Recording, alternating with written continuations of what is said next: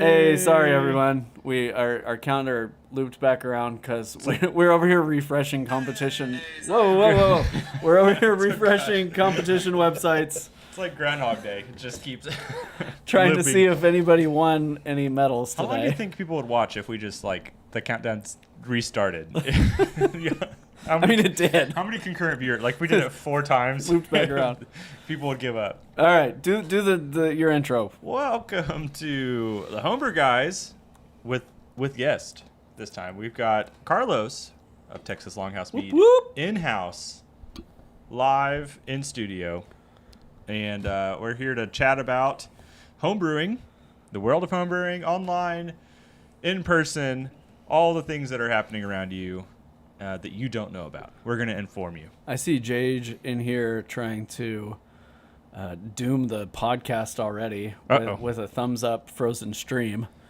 So Let's test it. Garrett claims that he has fixed the thumbs up broken stream glitch. I think it was the camera. I think Blackmagic might have like a preset that's like, hey, if you do a thumbs up, we'll put a emoticon on the screen or something. I don't know. Weird. Maybe. But we're here to talk about homebrewing in the world and what's happening in it. There's a lot of things. Carlos is flying blind tonight. That's kind of fun. We've not told him anything. Yeah, he has no idea the stories we're talking about. We're kind of having him live react to a lot of these too, which is fun. Yeah. So well, let's turn to Carlos first. What have you been up to lately, buddy? Well, I've been growing a lot more gray and pulling my hair out. Trying to, everyone says start your own business. It's fun. Well, it's definitely fun. Yeah. No, I'm actually having a blast. I'm learning a lot and trying to get things done, and right. Hopefully I'll be able to help teach other people. Like I've been gathering knowledge from other mead makers and commercial meaderies. And so hopefully I'll be able to pass that knowledge on to other people who want to chase that endeavor. Have you found that your competitors / collaborators have been pretty open with sharing information? Yeah. I actually want to give a couple shout outs if I can.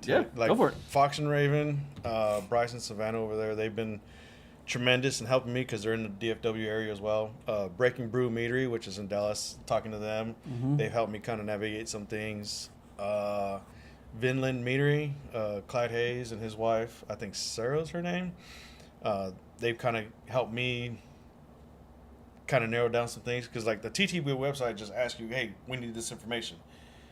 And so you're like, oh, okay, I can get that information, but it's not the information that you think it's what they want. And so, shout out to those people who've been helping me kind of navigate and find that detailed information that they want. Like one of the things like, oh, we need a description of the lot.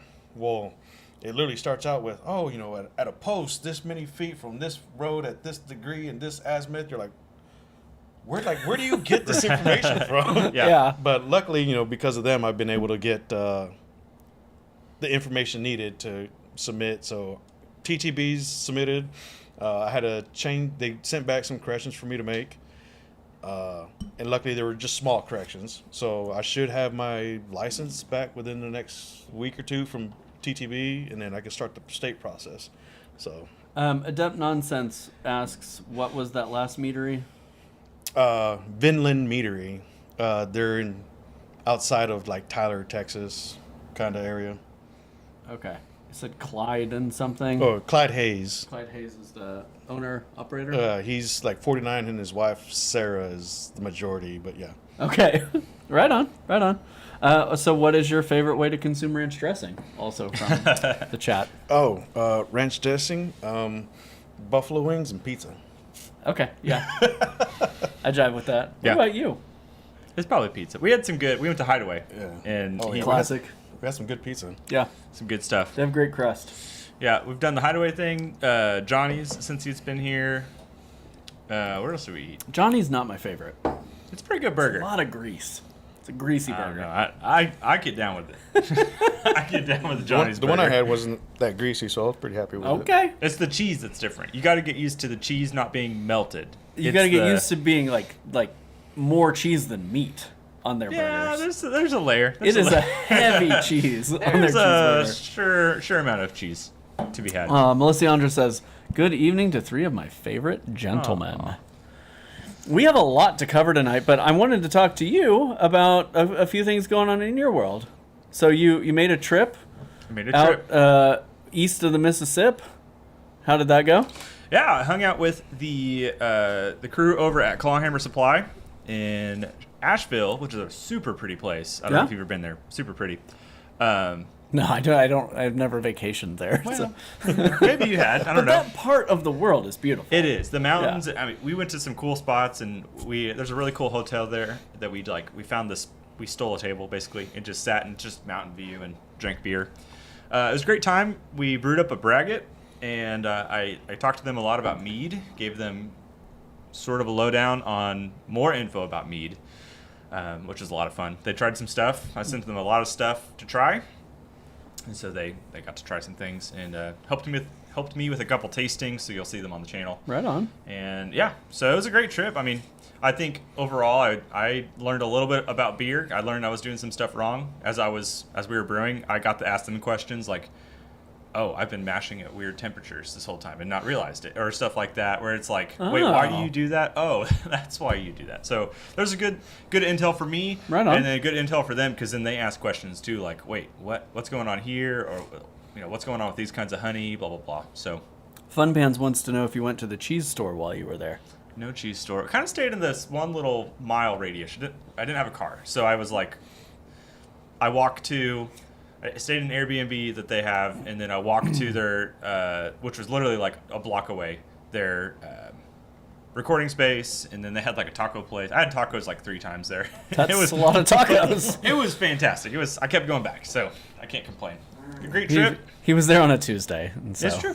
Taco Tuesday. No, when in Rome. Solid trip. I can't complain. Yeah. What about the motorcycle museum? Did you hit up the motorcycle museum? I did not.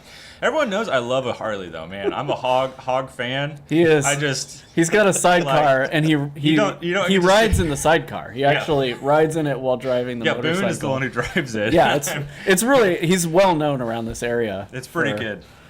Just decked out the whole museum. I in my other room too. Yeah, photos of me on the. You've hogs. seen the mead room, but there's a shrine to Garrett and his trusty hog. They call me a Harley man. Outside. I've heard that. It's on his license plate. It's Hurleyman. Carlos is like, shut the fuck up. He's like, why am I here? Another thing that we did recently is we led a mead making workshop at SoonerCon. We did that last week, and we didn't. I jokingly told them, we don't need an hour and 45 minutes. That's gonna be fine.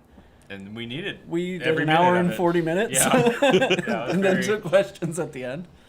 But it was fun. We brought a finished mead, a mead ready to go to secondary, and all the ingredients to make mead. Mm-hmm. So we were able to do every single step of making mead, start to finish, over the course of that hour and 40 minutes. And have people do it too. We didn't do it ourselves. We said, you come up here, you do this. And it was like, I think it was good for people to be part of the process and see. Was it the same recipe? So that way they got to kind of see? No. Well, yes and no. With the mead that was going into secondary was actually a cider that I had made.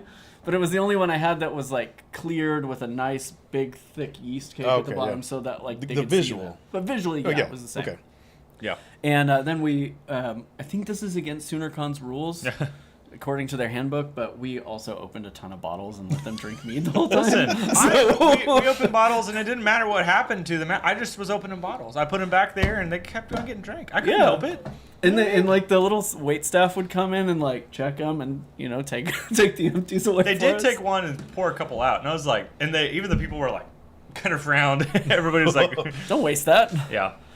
Yeah. No, it was a good time. I think what was most interesting for me about that experience, actually having the volunteers come up, was the little quiet questions that they would whisper on things that. Oh yeah. In your head, you're like, I've been doing this for 14 years at this point. Like, it's all just like built into what I do, but having to stop and be like, oh yeah, like you've never done this before. Like, I do this every day, and you every gotta time know. they were doing the auto siphon, they would stand there and just The whole time? Yeah, and Garrett and I are like, no, it's done. Yeah. You do that 2 times. You know, there's some YouTubers who still do that. Oh, yeah. And every time I see it, I'm just like, Some people have been brewing and still do that. So that is a. Well, that's awful. It's fun to watch for sure. That's really something. Anything else we need to cover before we jump into the brews? Into the brews. No, let's do it. All right. All right, we're jumping in. Oh, do I have? Hold on. Wait. Pause. Pause for sound. Oh, dang it. Wrong sound. Hold on. Try again. Oh, rim shot. Okay. It was not the sound I was going for. In the close brews. enough. News from around the brewing world. This is stuff we've we collected it from the internet. You know, we're not getting papers and finding this in the newspaper. But and just clipping them out. actually, that's what BC does every time. I do. I like to go to the library and look through the microfiche. And then he mails them to me. Yeah. Every time. So he it's still has the little Pony- paperclip guy on his thing, so Yeah. can use the scissors. and it asks him, "What are you doing?" Look, it looks like you're setting up for a podcast. Would you like some help with that? I've turned your podcast into a resume. Was that helpful? Go ahead. We're In talking our pesticides. First story. Let's talk about pesticides, and let's turn it to Carlos. How do you feel about pesticides in your wine, Carlos? What's your do you like that? How's that sound? I mean, it doesn't sound very good. Well, too bad. This is what's happening. They're finding out that in the UK, this is UK. Oh. Yeah, not having the US, right? Never. Never. So there's been a rise in pesticides found in a lot of these wines because obviously we're using more pesticides to try and make things grow faster and or protect them or blah, blah, blah. But they're finding more residue and such in them, and that is leading to a concern, a toxic chemical level of concern to be exact. Yeah, but it's like actually really a stunning rise in just 6 years. It's up from 14% to 50% of wines containing pesticides. Oh, wow. Yeah. That's a jump. You have a 50-50 shot at grabbing a pesticide-laden wine when you grab one off the shelf. And that's... I mean, I don't know what they do to our body, but I would rather not drink pesticide. This talks about what can be done to avoid them, and it says organic wine should always be a safer bet. Should always be a safer bet to have less chemical pesticide exposure. As Whole Foods puts it, wines that are labeled organic must have 95% organically produced ingredients. Which I guess if you do anything with pesticides, then it throws out the organic side. That's the thing there. Yeah. So from now on, only buy your stuff from Whole Foods. Or make it yourself, I guess. Or but or do that. even then, I wonder, like, that would be an interesting test, is to test the juices you buy from the wine kits to see if there are any pesticides in those juices. But like a lot of those wine kits are a lot of concentrates. So like how much does the concentration aspect of it, is that going to get rid of some of the pesticides? Oh, yeah, like whenever they're evaporating off the water, Yeah. does the pesticide go with it? I don't know. That'd be interesting to find out. Sounds like a Texas Longhouse Mead experience. Yeah. Whoa. You're not Yeah, busy enough, man. it's funded by Man-Made Mead. Well, it's terrifying. I guess the solution is to buy natural organic wine if you're trying to avoid it. Now, this was, like you said, from the UK, but maybe... That's happening here. Let's be real. Yeah, It's I'm sure it happening is. Oh. everywhere. We were in Mustang the other day. There's a U-pick farm there because Everest, my child, wanted to go berry picking, right? Okay. Yeah. And so we're out there, and this farmer is going on and on about how you can't buy strawberries from the store because strawberries are the worst offender for pesticides. Really? I have no idea if that's true. But he had a real bug up his butt about it. I mean, he probably knows a lot. I mean, assumedly, he knows. It was interesting. She was very fascinated by being on a farm and seeing like This is where it comes from? Food comes from. Yeah. A new appreciation for This food. is interesting. It doesn't just magically appear at the grocery store. Well, she knows about Yeah. farmers. You Right, know, right, she right, understands that. But I think like actually seeing it and like pulling the berries from the earth. There are was- adult humans who don't understand this concept. Sure. Who are like, wait, that meat came from something? It's like, yeah, it used to walk. it used to be a living animal? Dominique says, as I understand it, there are plenty of organic pesticides which can be harmful. That I have no idea. I think the word pesticide is harmful in general. Anything with... Yeah, I mean, my knowledge of organic pesticides is pretty exclusive to a single episode of King of the Hill where they start an organic farm. So all I know, there's something about like pouring beer around your plants to prevent slugs or something like that. So I don't. Shout out to King of the Hill. Well, that boy ain't right. What? Dang old crazy man. All Shall we right. go to the next one? I'm going to throw this one to you, BC, because you originally introduced this, and it was pretty interesting to... 59,000 bottles of botched beer on the wall. 59,000 bottles of botched beer. Jeez. Yeah, so this one... I botched a beer today. This one, Listen, that's not botched. I'm botching one right now. So this comes from the city of Halifax. I love that place. Yeah, I it's go beautiful. there I hear they have a nice cheese store at the they have a really big hog store. motorcycle factory. Ton of hogs. So this happens, and I'm sure Carlos, you'll have some insights or ideas about this once we get through it. But this is because of contract brewing. So some breweries don't want to have empty tanks sitting around, so they'll take on a contract to brew somebody else's recipe and package it up for them at a fee. And so people whose breweries are down for whatever reason, or people who don't have a brewery yet but are breaking into the business, can get into a contract arrangement. So what happened was Think Brewing contracted with Good Robot Brewing, and Good Robot Brewing was supposed to follow Think Brewing's recipe for a very well-known beer, I guess, from their lineup. And this whole partnership was intended to get them back off the ground because their business was kind of struggling. Okay. And both sides have different understandings of how things went down, but Think Brewing claims that their recipe wasn't followed to spec, and Good Robot says, actually, we did, and they were here for every step of the process. But whatever the case, 59,000 cans of beer are getting destroyed Fell off the wall. because they weren't brewed to spec. And That's a rough amount of beer to lose. it comes to a total loss of around $150,000, they say. Are we assuming those are 12-ounce cans? Let's run some further math. What I want to know is how do they know it wasn't brewed to spec? Because for them to say it wasn't brewed to spec, well, were you there to see it wasn't brewed to spec? So My that kind of understanding is contradicts. it comes from taste. They tasted it Yeah. and they said, this isn't our beer. I mean, were you sick? Like, Right. because one person's saying you were here and saw it brewed to spec, but you're saying it wasn't brewed to spec. So there's always three sides of a story: their side, your side, and the truth. Sure.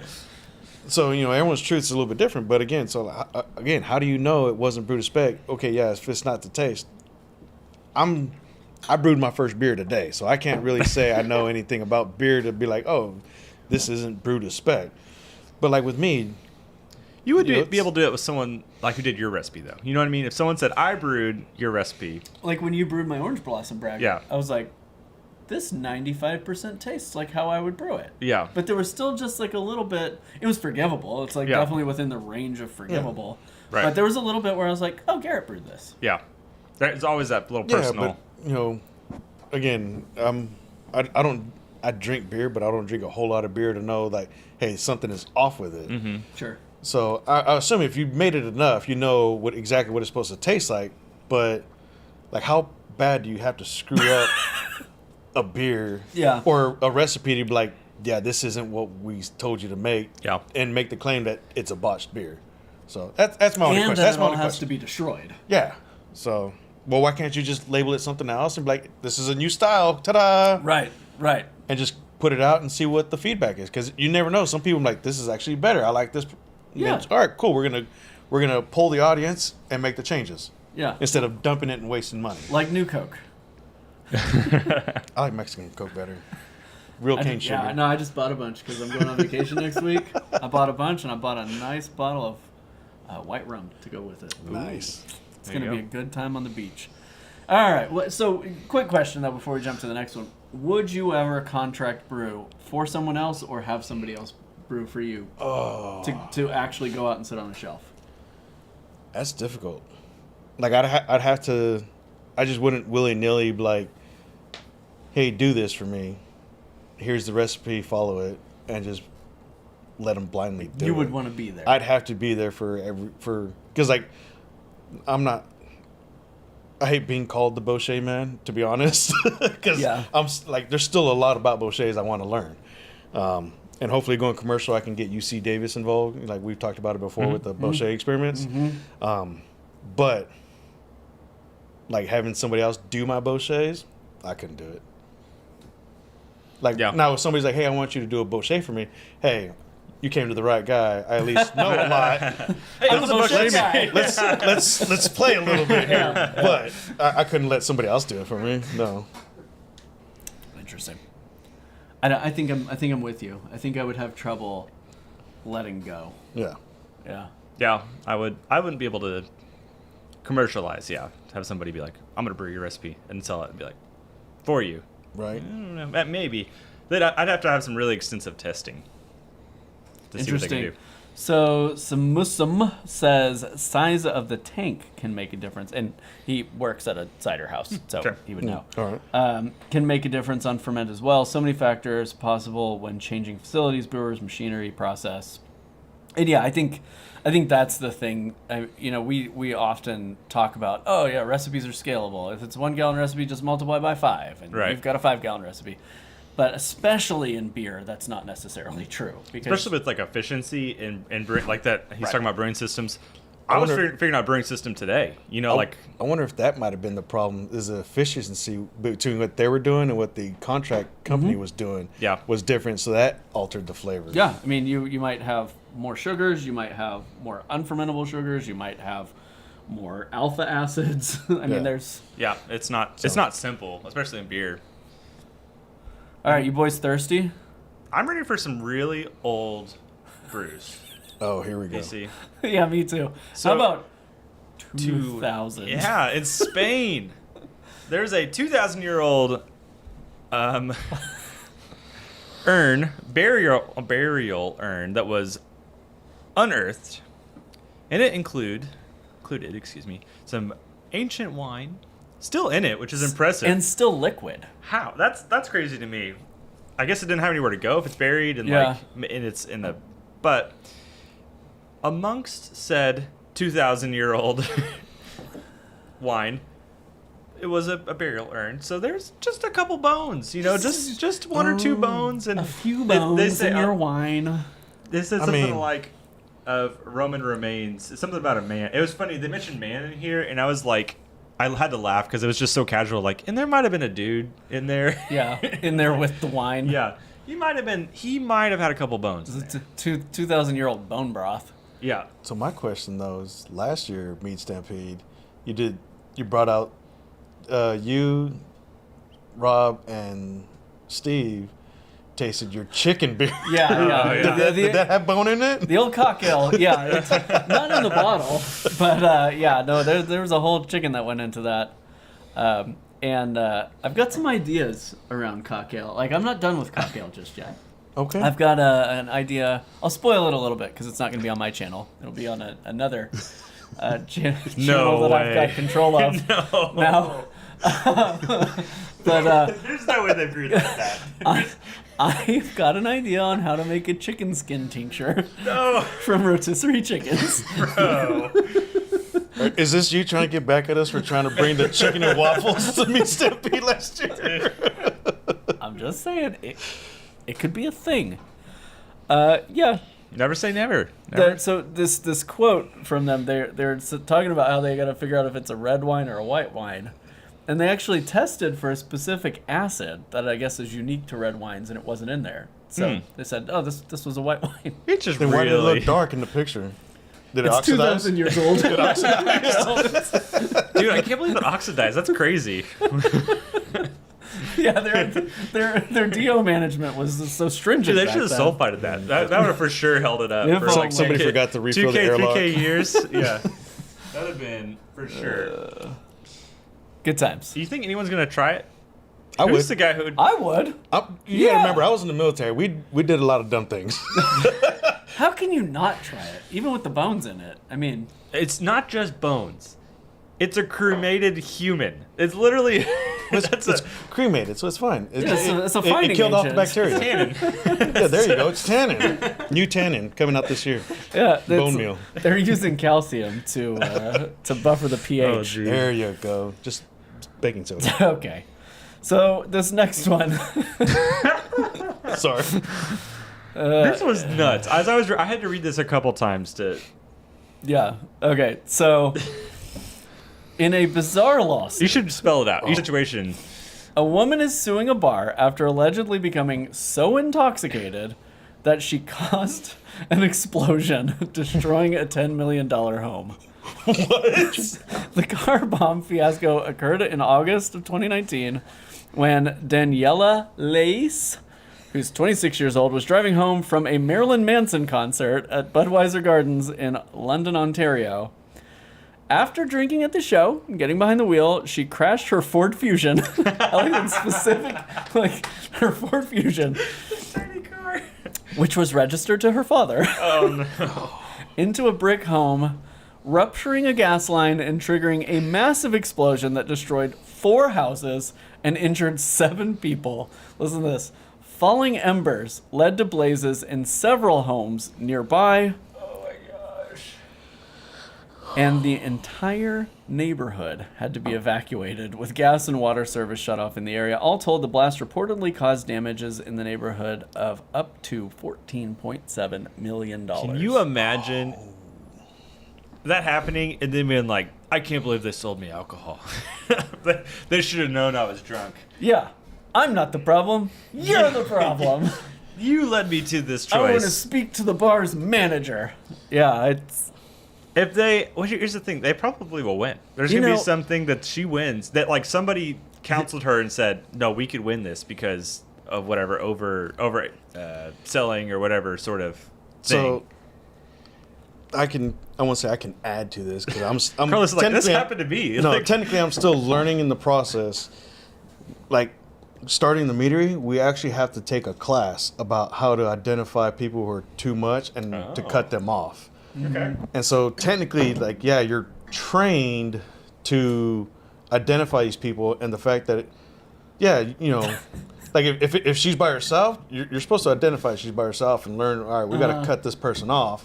Yeah. Because if you just keep giving it to them, now you're kind of Yeah, enabling. you're part of the problem. So But there's what if she's like- it's literally a whole like 8 or 12 hour class I got to do this. I get that. I really do. But what if she's like somebody who can Hold the liquor. physically, like can mentally, one of us. Until they leave. You know what I mean? It just gets trashed and is still cognizant enough. But then, I don't know. That This is your reminder not to drink don't and drink drive. and drive and crash into brick houses. Take and an cause Uber, 10 take a million- Lyft, Yeah. public transportation if you're not in Oklahoma City. Larry is remarking on the obscure, unnecessary level of detail. It goes even further than that. I skipped over this part, but it even includes the address of the place that she crashed at. Oh, Like, jeez. yeah, Here's the grid coordinates. yeah. Here you go. You can go there right now. Hey, Carlos, tell us about this brew I'm opening. Which one is that? This is an Acer Glen from Dragon Meadery. So, was it last year, the year before? I don't think it was last year. Might have been. I don't know. I judged At some point, I'm drunk. It was either last year or the year Don't drive before. into a Richie neighborhood. I've judged so many competitions like the last 2 years. It's ridiculous. Trying to keep track of where I've been. Yeah. When is Sure. is getting out of hand. That's a but light Acer Glen color. I got a lot of miles out of it though. So Dragon Meadery. This is a commercial. It's a meadery. commercial meadery. Okay. I judged Texas Mead Cup. Not a cups. Oh, here, I'll get another one here. Here, I So- can. Here, I'll She's just- in a low glass. Oh, yeah. Well, he put his spoons in it. I drank blueberry juice out of it. It's literally stained purple. Yeah. In his defense, yes. But they Yeah, I were, might have. I'll just drink out of the damn bottle. they were one of the commercial meaderies that entered, and I got to judge. And well, of course, like after judging sessions, a lot of the judges you get to go through and pick your favorite meads. that you kind of judged, or ones that you kind of liked, or wanted another taste of, and this was one of them. So Smells good. Smells a little boozy. It does have a little boozy. I was surprised by that, but yeah, and this one's a couple years old, so I'd kind of imagine it would die down. do we a have little results from Orpheus yet? I'm looking. I'm sure Garrett someone and I ran the numbers, and we accounted for like 10%. 10% of the registrations. No at result. I'm Orpheus. sure there are other people who entered though, so they can when it pops up, they might be active. bit. There you go. That is unlike any Acer Glen I've ever had. Yeah, that's why I wanted it. I was like, it's different. Yeah. So It's drier than I expected it to Yes. be, too. It's not dry, but it's not the big, sweet, thick, like a lot of viscous- Acer Glens at competitions Yeah. usually are. Yeah. So like, Interesting. because I like off dry meads, Mm-hmm. and so this one like really I was like, then this is actually kind of interesting, and it gets a lot of maple character that comes through. Yeah, it's So- got that buttery thing that, Yeah. that a good maple syrup contributes. So It's kind of nice. I think they won like second or third place with it. So Pretty good. it's That's pretty good. I liked it. I'm down for it. All right. Well, Carlos, how do you feel about just a man named George? What's your vibe on him? I mean, Dude. he's kind of a big deal, you know. I just read the headline. Got him. That is nuts. That is nuts. Well, I told you it's on someone my said channel. he got his cherries by.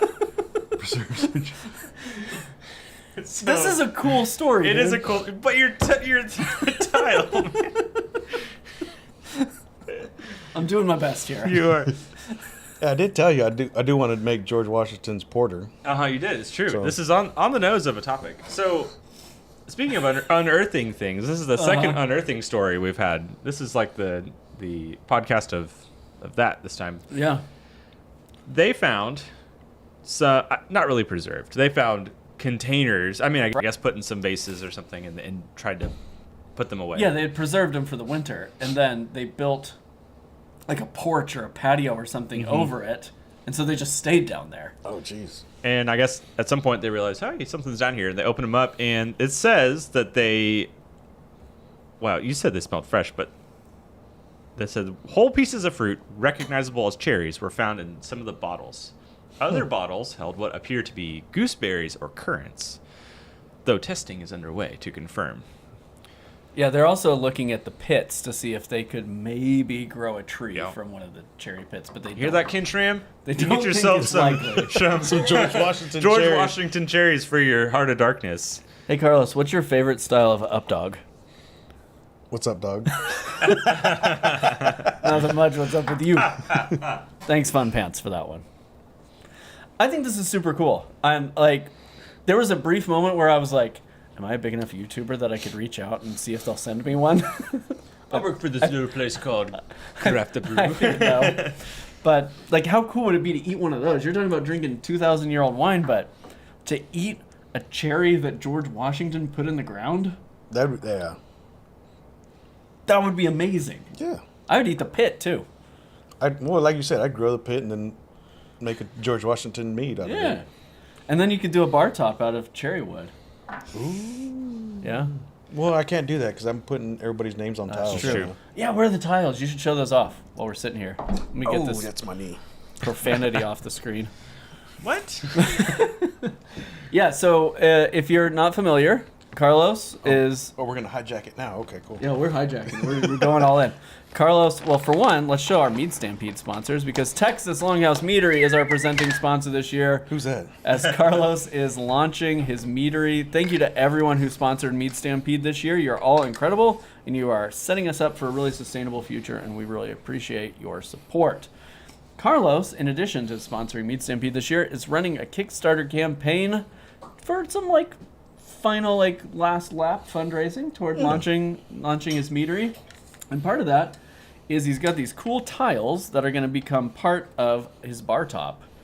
And so at some levels, you can get yourself a tile. And he brought some with him, so Garrett and I could each add our own custom flair.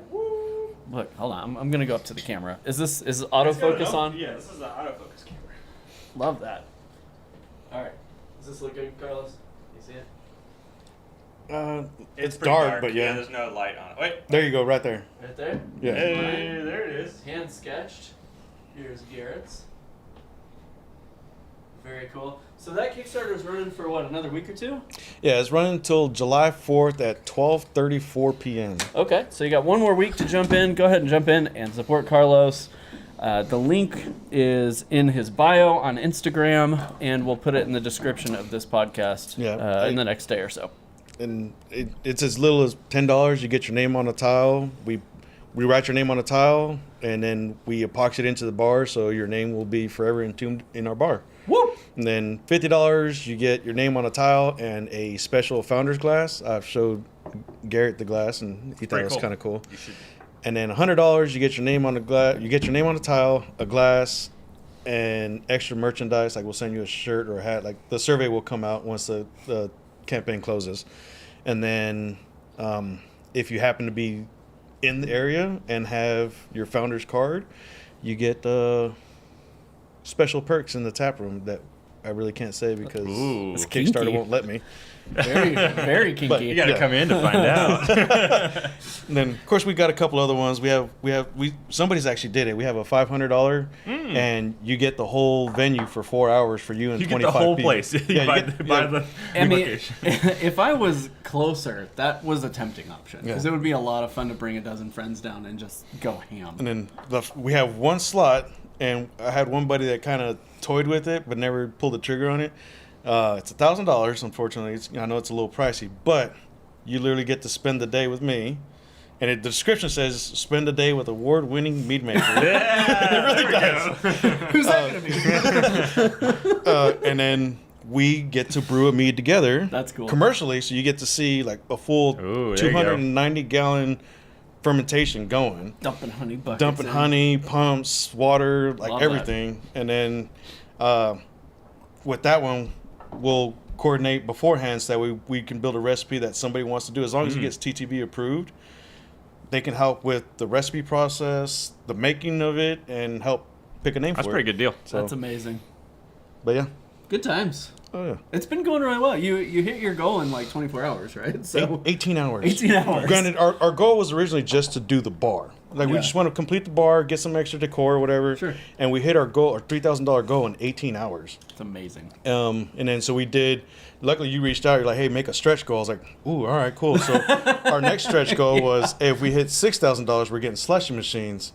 And then I'm going to write doing the most under one of the tabs. Cause Yes! he's like, how do I get a name after me? I was The like, name on the slushy machine. so we'll write doing the most on it. Love it. And then, so we hit our $6,000 mark last week, and I was like, sweet. Amazing. Well, we have one more stretch goal because we're kind of in the back end of it. If we can get to $7,000, we'll be getting new barrels. Oh, And There you go. I've actually, there's a distillery in Dallas. I've already reached out to them, and they have 4 barrels that I want to get. okay. So, and like they're Ambarana barrels, all 4 Oh, of them. sick. Okay. And so yeah. I was like, this would be, like reading their description of the flavors that were coming out, I was like, this would be amazing for my Botched. There you go. Yeah. So I was like, yeah. I want all 4 barrels. Like, all right, here, fill this out, and we'll get back to you. I was like, sweet. So you probably, if you're watching this, you probably pledged within that first 18 hours.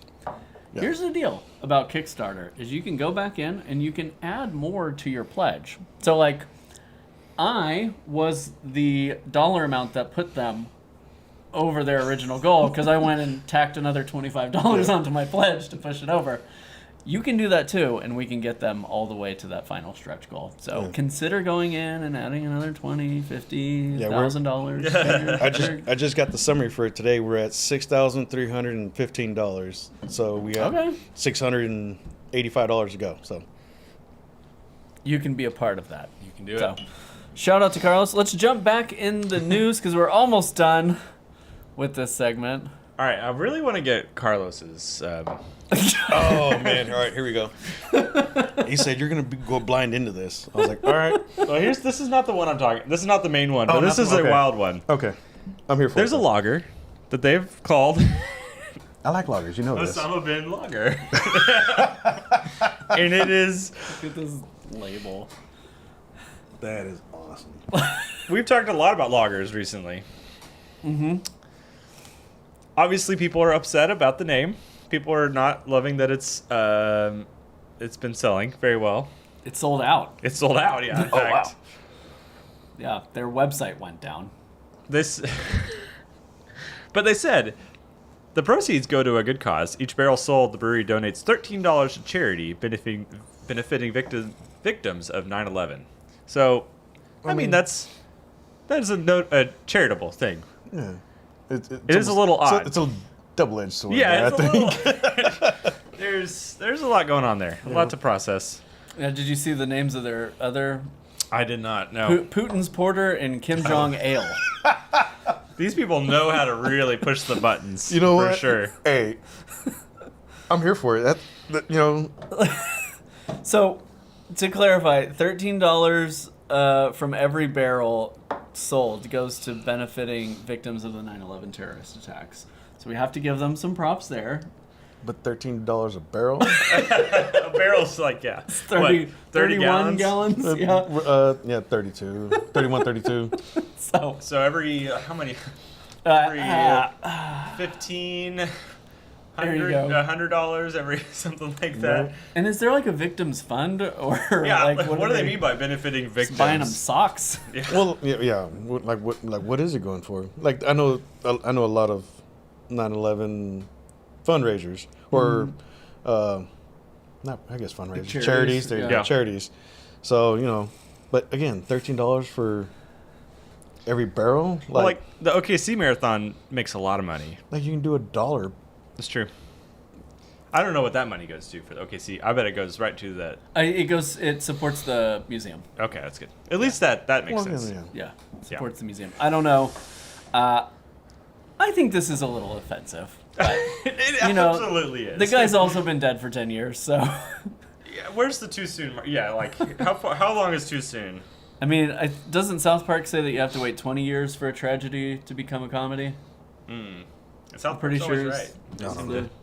Like, I don't know. You They're have to wait pretty 20 years to make fun of AIDS. Again, I was in the military. As long as we know you turned out all right, we're making fun of you immediately. So you're still alive? Cool. All right, here we go. You didn't need those legs anyway. You stepped on a lamb on your legs. Is he gonna make it? Yeah, he's gonna make it. You got no legs, Lieutenant Dan. Ain't 6'5" anymore. Yeah. Oh, Jesus. Okay. Your driver's license is invalid now. Oh, It got dark quick. What have you guys been brewing lately? so You guys brewed today, right? Yeah.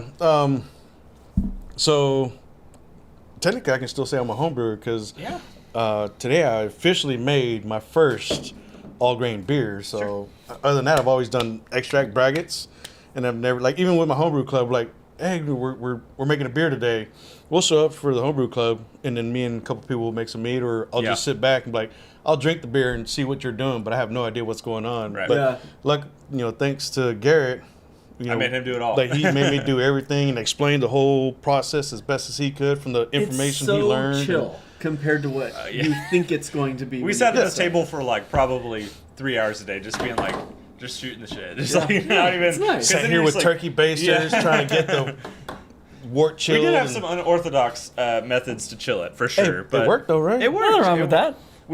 I didn't have a hose up here, so we did ice bucket and through the cold plate You chiller. could have run one up to the window. My wife's like, "What are you doing on the roof?" Don't worry about it. I'm chilling my work. Yeah, we brewed a beer today, and I'm brewing a braggot. That's kind of an in tandem one. I'm gonna do that a different day. We didn't do a double brew day. That's a long day when you do double brew days.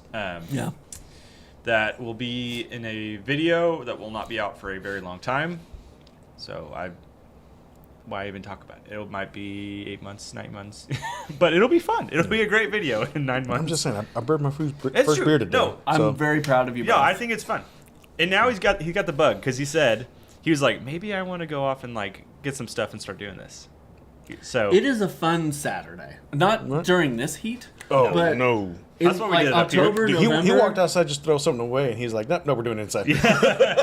October, November, where you can like drink a nice beer or mead and just sit on your patio and enjoy the weather and smell the boil is like really cathartic. Right. Like it's like taking a mini vacation. Yeah. With like a lot of cleaning afterward.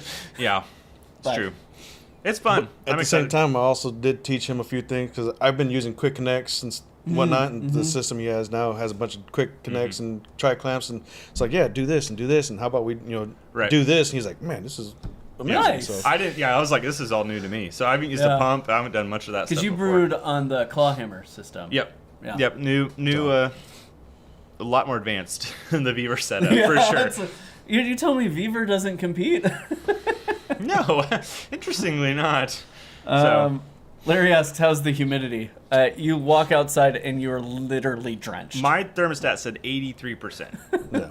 Yeah. Which that can't be a real number. You can't be 83% humidity. I mean, but maybe it's so. Yeah, I walked outside to throw something away, and I was like, this was at like 9 a.m. I was like, you could probably like turn a glass upside down outside and bring it in and have water droplets within a few minutes. It's crazy. It's nasty out there. We went Pride Festival is here downtown. We went today, and we were there for like an hour and a half, and I literally thought I was gonna die. Like I got in the car and I was like, there's no moisture in my body. Like all I had was like half a snow cone while we were there, and I was like, no. Yeah, it's that weather where you don't want to drink a beer if you're like outside because you're like, I'm just gonna actually die. It's crazy. Yeah, it's bad times. I haven't really brewed anything lately, so I don't have anything to contribute to this. But You're about to start I'm about brewing to a lot. start 15 different brews I that know I've how got you feel. planned out, so it's going to be a good time. Yeah, I'm going to be like doing a little bit more. I recently started a gig with Craft Brew, and so I'm going to be brewing stuff toward their channel. And so there's a lot of interesting stuff coming up there, including a lot of interesting like ancillary content that doesn't really work for my channel, but works perfectly for the vibe that they've got going on over there. So you looking at a question from the chat? Yeah. Fun Pants want to know what honey I ordered from Honey Blossom. I actually brought I brought 6 containers over Yeah, here. we were doing honey tastings earlier. Yeah. Good time. So I bought Jungle Blossom, which is quickly becoming one of my new favorite honeys. Super floral. Yeah, it's very good. Mexican Orange Blossom, which is my favorite orange blossom. You'll also find it as Monterey Orange Blossom sometimes. I got the Hawaiian Tropical Blossom, Mexican Wildflower. What's the other one? Campanita Blossom. That one's really interesting. And then, of course, my favorite, Avocado Blossom. And he's think that's in leaving his blood these at this here point, with yeah. us so Sure. we can include them as tasting rounds for the Jamboree on July 19th. That's our award ceremony and bottle share for Mead Stampede. Carlos is 3 leaving. weeks from today. It's hard to believe it's almost here. 3 weeks. I have checked in. What's the number? God. 10,000. It feels like 10,000. I don't know if you guys saw the video that I posted on No, but I saw the picture channel today. somebody sent them mead that was 49 degrees. Yeah. Last That is night ridiculous. I pulled it out of the box and I was like, what? This has been in my living room all day. Why is this cold? And so I got my thermometer out and was like, oh shit, that's. They 42. cold packed it. They had a. It was insulated. It was cold packed. The ice packs were still frozen. What? Yeah, it was insane. nuts. Congrats to whoever did that. That's an amazing feat. I have unpacked 233 entries. Now consider that is 3 bottles each. Okay, so that's what 699 bottles I have Beer on the walls. Take and one so down. that puts us at 73% of our paid entries. Normally we get to about 85 to 90%. So we're probably going to be in the realm of 800 bottles of mead for Mead Stampede this year. And so that's a good thing to note is the Jamboree is our award ceremony. It's our bottle share. It's our big party celebrating the end of Mead Stampede. It's also an opportunity, if you're in the area, to bring your own box and go home Yeah. with a lot of leftover mead. All the competition entries that don't get opened, so meads that were sampled but didn't move on to best of show or final best of show rounds, those bottles get dumped at the end of the night, and we don't like to dump mead out. So if you're in the area, bring a box. You will go home with lots of different meads. We would rather them go home with people than go down the drain. Oh, Yeah. And we're the bottle share is going to be crazy. gonna have a huge bottle share. We're gonna have a educational component of a hopped mead tasting where you can taste 40 different varietals of hops and mead, which will be interesting. We've got a bunch of Polish meads. I think you have 5 or 6 and I have 3. So we've got 8 or 9 or 10 Polish meads that are going to be there. If you've never had a Polish mead, these are true from Poland, like the legit stuff. So if you want to try that, the bottles themselves are really somebody cool. was asking, is it worth it to fly in to come in? I think so. I think it's well worth it because we're going to have a lot of stuff. OKC's got some great hotels and stuff around too. Well, and if you're still around the next day, several people are going to be out touring the town, going to local bars and breweries, and so there'll be people to hang out with. Right. I think it's a good time. You make a trip of it. I look forward to Mead Stampede every year. Or drive up. You know, if you're localish, drive on up, stay the night. Don't drink and drive, as we've learned tonight, of course. Don't drink and drive through Gaillardia.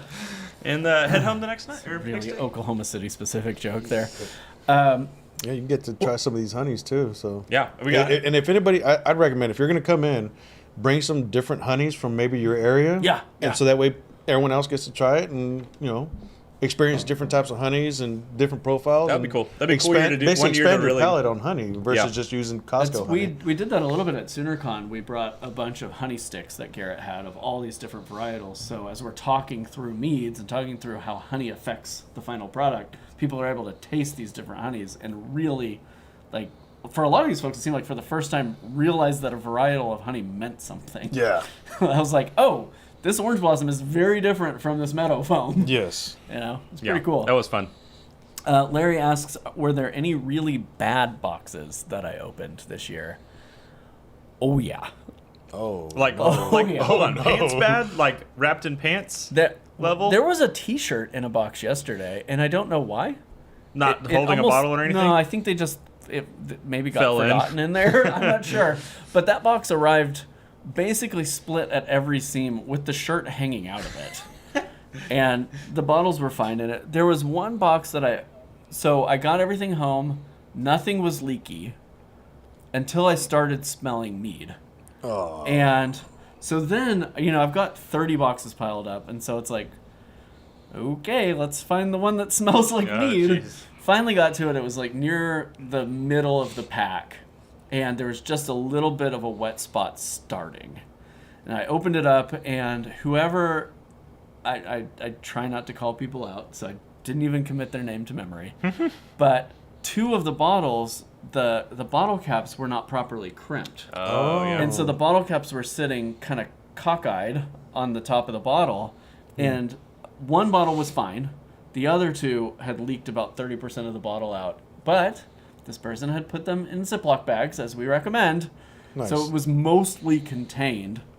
But I was able to just go and snap both of the caps back on them.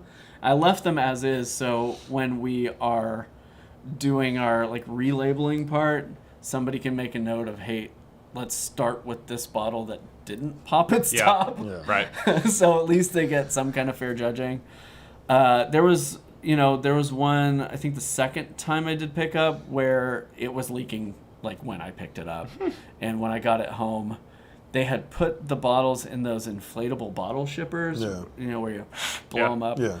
But they hadn't inflated them properly, nor had they taped over the top. And so the bottle had just slid out of it and then become crushed in the box. No. And so it was bad. I mean, it was...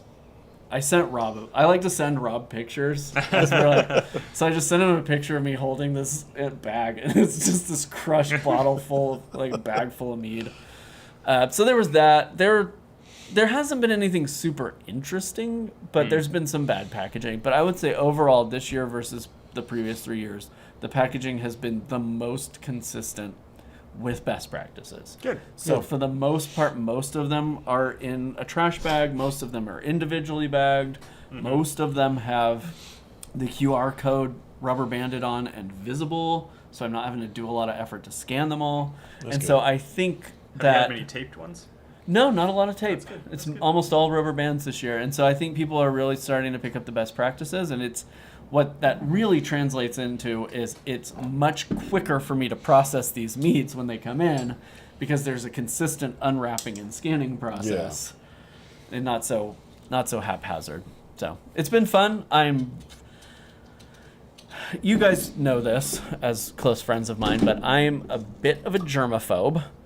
And so touching all of this stuff makes me feel really gross. because you have no idea who's packed it or You what said you it's take a shower touched. every 5 minutes, 8 minutes. Like when you're doing everything this. No, he's got a bucket of star sand right next to it. Open Sticking my one. hands in it. Everything is just lightly sticky. And so by the time you're done opening 30 or 40 boxes, you feel filthy.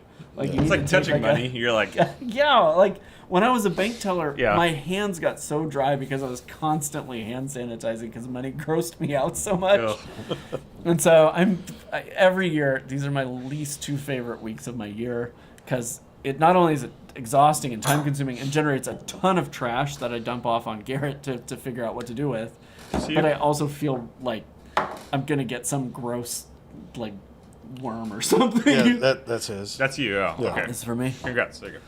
Anyway, it's a good time. My guest room is entirely full of mead right Not now. for long. We'll get it all. Tell us about this one real fast. You've been hyping this one up quite a bit. Yeah. Well, yes. This is one I've been wanting to try for a long time. I've been wanting to make a peanut butter mead. This is from Antelope Ridge Meadery. Oh, okay. They won commercial best of show at Texas Mead Cup with this one. Okay. Okay. And so I was lucky enough that I jumped it real quick and snagged it because I We've knew I done wanted that. it. We've both done a PB and J mead. I have one in secondary aging right Oh, you have now. a current one. I do not have a current one. I've done it.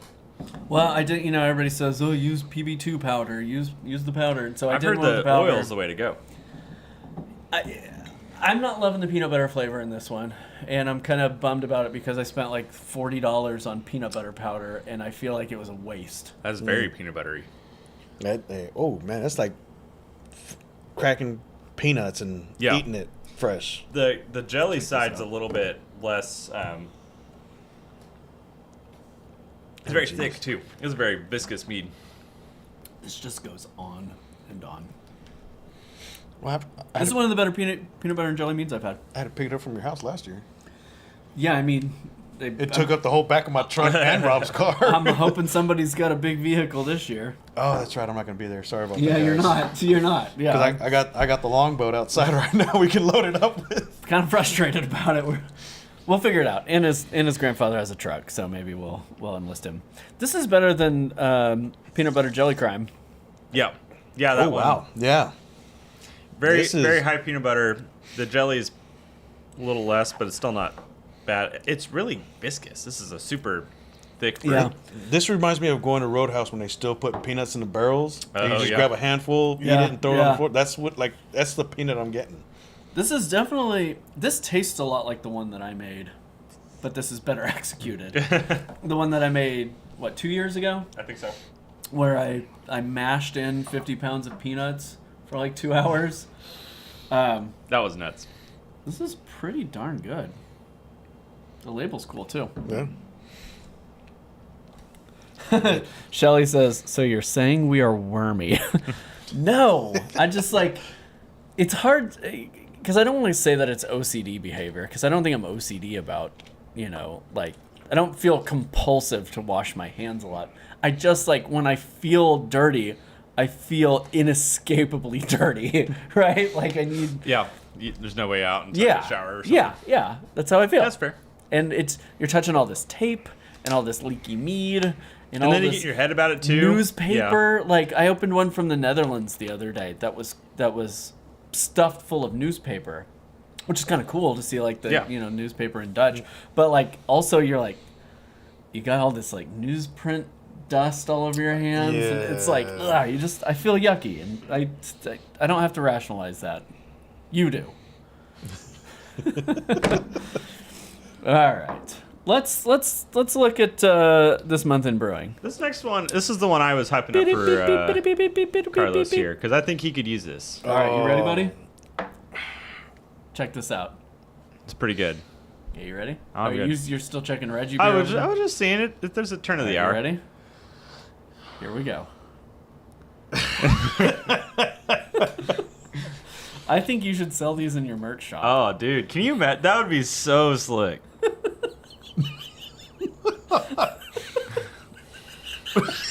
Oh man. I like that they swing it around too. Let me just... What we needed to do is so you were there, you saw it. Well, I don't know if don't know if you saw the whole box, but we bought like 3 boxes. Like when I say boxes, like I mean like boxes of horns. Some dude local to us was like, "Hey, I'm getting rid of these horns. Anybody want them?" And Walk's like, "Send me an inventory and we'll figure it out." We paid like $900 for these. Okay. It's like we have a couple hundred horns. Are they hollowed out? Yeah. Nice. So like some of them are just like cups, like regular cups. Some of them are full on horns still that are hollowed out. They've all been glazed and sealed and everything, so they don't have that weird funky smell to them. But if we can get that buckle to go all the way down, so you can put the horn right there. Yeah. Come on. I did love that they still had to stand up with a little lean in their back in order, because the beer was kind of forward, so they're like. Oh, you can tell that first dude was sucking it in hard. Yeah. he was struggling. I would just, man, to be that guy at the barbecue. You can tell he's sucking that in. Flipping it down. Yeah, if we can go flat, so get the full horn in there. We got this I'd be for down all for the judges at Mead Stampede. We're all gonna be got a personal. Is that a horn in your pants? Oh yeah. I mean, it came off of the mead cow or the Mead Stampede cow. So, Yeah, It's true. Maybe I'll send you guys some horns.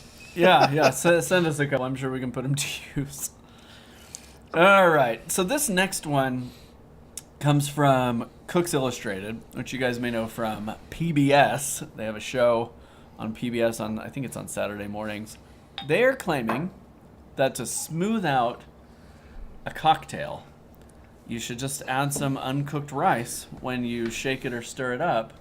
And apparently they claim that the rice starch bonds to like methanol and aldehydes to remove any of that sharp alcohol flavor and smooth this out. Now, there are people in the comments suggesting that this is a great way to add arsenic to your drink because you're not supposed to use, I guess, unwashed rice for stuff. I beg to differ, because how do you think horchata's made? Yeah, I mean, see, that's a question for you, because I don't really drink horchata, and you're from the great state of Texas. Hey, man, we So- love our horchata. So, how is horchata made? So the way horchata's made, you take rice, cinnamon, sometimes other spices, depending on what part you get the recipe from. Mm-hmm. Literally soak it in water, and then a lot of people will blend, or not blend, but like pour the water off. Some people will pour the water in, and then you blend the rice and the cinnamon, like you blend everything. Interesting. And then you strain that out. And then okay. you add your sugar, your condensed milk, and stuff like that, and mix it up and slam it. Okay. Slam it. And we'll get horchata from time to time. That's not a flavor profile I'm into. Yeah, you want to do a mead though, Yeah, right? I want to make an horchata mead. Okay. I tried. I tried once already. Well, twice. The first one, and for some reason, when I posted it on Instagram, it's like everyone's like, "Oh, you got to get koju." I'm not making sake. I'm making horchata. You don't put koju in horchata Because you don't want the rice to convert. Yeah, and you don't ferment. want. Yeah, you don't want it to germinate, and so you just soak the rice and you blend it with the cinnamon and whatever spices you want. Some people will put nutmeg or vanilla into it, and blend it. And then whatever chunk, like you strain the chunks out, and you drink the juice. Strain the chunks, drink the juice. So everyone's like, you got to get koju. I'm not Squeeze making the sake. juice. I'm making an horchata mead. Yeah. But the first one I did, it soured really fast. So I think it comes down to the rice. I try to use jasmine rice. There's they'll use different types of rices and stuff. And so I think it just has something to do with the rice I was using. I want to do it again, but going commercial, I can't use rice because it's a grain. Yeah. I can't have grain in the meadery property. So now I gotta figure out a way. There's different companies that make a powder, and you just mix it with water, and you can add some milk to it. Well, Interesting. with the meadery, I can add some lactose, whatever, to kind of give it that creamy texture. So it's something I'll be working with and try to figure out and Interesting. replicate. So Okay. we'll see. Yeah, I'll be curious to I will taste also this be whenever curious. it comes out. Hopefully. Interesting. Hopefully sooner than later. Shelly says she had a similar experience. Tried it, came out sour, had to dump it. Yeah. Interesting. Fun Pants says he had a horchata porter that was incredible at a homebrew event months back. Maybe you should go with him, see if he can connect you with whoever made that. Right. So I got to tell a story. We're at. Have you been to the Patriarch up here? Yeah. Years ago. We went there last night. We were hanging out, and him and I are just talking about homebrewing. Hey. And this guy, he's like solo drinking. He's like probably 7 feet from us. He's like, I hear y'all talking about homebrewing. He's like, my brother brews a lot of beer and mead and all this stuff. And I was like, we're like, yeah, man, that's awesome. We're still like talking to him a little bit. He has no idea. He's just like, my brother does this thing. You should really go with my brother. Next thing I know, he's like showing let me get him on FaceTime. He's showing Carlos he's like, hey, here's his number. Just shoot him a text real fast. Yeah. Just like he'd love to like chat with you about like how to brew and like do these things. And I was like, I'm just watching Carlos being a real nice guy the whole time. He's like, yeah, man, absolutely. And this guy's, Sure, buddy. he even at one point was like, yeah, I'm plastered right now. Oh, yeah. Watching him stand up, he's like, "Ooh, He's like, I'm suing you." You guys know any $10 million homes around here? I'm looking to plant my car in one. But yeah, no, he was a character. Yeah. You're gonna love those solo It was funny drinkers. because this one over here is like, "Oh, your brother makes mead." He's like, "Does he know who Man-Made Mead is?" He's like, "I'm gonna ask him." Hey, he's on the phone with him. Hey, you know Man-Made Mead? Oh, he don't know who. I was like, oh, where's the try? That's funny. You know, at my previous job, I had a coworker whose boyfriend was getting into mead making, and she suggested that he watch Doing the Most, and he's like, "Yeah, I'm already subscribed to that." She's like, "Well, he's my coworker." So now, like, he and I text once or twice a week when we're talking about That's brewing. awesome. Yeah, it's funny. It's like, okay, weird. You're like a local fan, but also somebody I know directly. Super weird. Speaking of super. Speaking of super, this was big news. So, Carlos kind of gave me a little more info on this as well. Well, maybe Carlos should give us the deep dive on this one. I don't know all the details of it, but I know, No like more than I I've seen do. it and read it. So basically, Superstition Meadery, they have two locations. Mm-hmm. They have their actual, oh my bad. There you go. They have their actual brew production facility, which is in one spot, and then they have a downtown Superstition building as well. Well, it's actually like their satellite tap room / restaurant. Mm-hmm. It's like a And- concept thing, right? Yeah. Yeah. And they make some, I'll give it to them. They make some, like, I've seen a lot of the videos because they'll go through and talk about mead pairings and stuff like that. For this one. Right? And they'll do mead pairings. And so if you Okay. watch some of their videos on YouTube about it, they have some, like, really good food that they pair with. Yeah. But it's also not cheap. Yeah. Yeah, Like, I've heard. like you got to go in there and be ready to spend some money. What I saw on Discord was that I guess the price point that they're at for the experience Yeah. does not match the income level of the surrounding area. Yeah. And so they kind of struggled a little bit, and I think they finally realized that this isn't going to work out. So they closed down the restaurant taproom area, but they still have their production facility. So some people are like, "Oh, Superstition's closing." No, Superstition's not closing. They're closing their satellite taproom restaurant, but still producing. Right. Yeah, So- and that makes sense. They're one of the most prolific commercial meaderies. Everybody knows about them. I was talking. Well, they export to like Japan and stuff, like No, containers. I was full. talking to the CEO crazy. of Vino Shipper probably 2 months ago, and I was joking about PB&J mead actually, and he said actually that suddenly spiked as like I think it was like late 2020. It spiked as one of their like top selling wines. And so they ordered it for their staff because everyone was trying to figure out what this PB&J mead is. And What? so, I thought it was Lost Cause that did that. was it Lost Cause? No, I think Was it Lost Cause with I think the crime? Superstition has one. Do They they? have a PB&J. It's like a blueberry one. That's PB and Yeah, I'm not something. sure what the name of it is. Yeah. But I I think it's you peanut s- butter and jelly crime. I think it's what you it is. served it to me. Was it? I But- thought that, for some reason I thought that was Lost Cause. I don't know. Garrett's gonna Google it. But anyway, they It's Superstition. yeah, Is it? Superstition was like popped off on Vino Shipper, and so they were ordering their stuff so their staff could familiarize themselves with what this product was. But like also, if you're subscribed to Superstition's YouTube channel, the production quality on their videos is incredible. Like they do some really beautiful mead video, like showcase videos, and so they're not going anywhere. Yeah, no. It's just this concept wasn't working out. And, Yeah. that happens sometimes. I mean, here in Oklahoma City, we have breweries open and close in the same year pretty regularly. So, yeah, that ain't no thing. Let's see. Shelly says downtown Prescott is still open. They have some food there. They have a patio production facility in Prescott as well. Did you know it's pronounced Prescott, not Prescott? Yeah, Prescott. I learned that. Is that how we say our name for the While I was out the there. Thunder guy? Something Prescott. Yeah. What's his name? It's Prescott Prescott is his first name. Yeah. Prescotty, Prescotus, Prescott. Prescott, Scotty Prescott. Scott Prescott. Uh, This next story is really funny. Yeah, let's move on. So I especially love the title of it. I'm sure Oh you yeah, put you it sent on this there. one to me. Yeah, I have the video ready. Watch this. Watch this here- fucking video. Here we go. An emotionally driven amount of wax. Work. Wow. Can you imagine buying a bottle of anything and listen, being like, That's a heavy. You could peel that off and make your own candle oh afterward. yeah, it's. And I don't know what he's saying, but it can't be.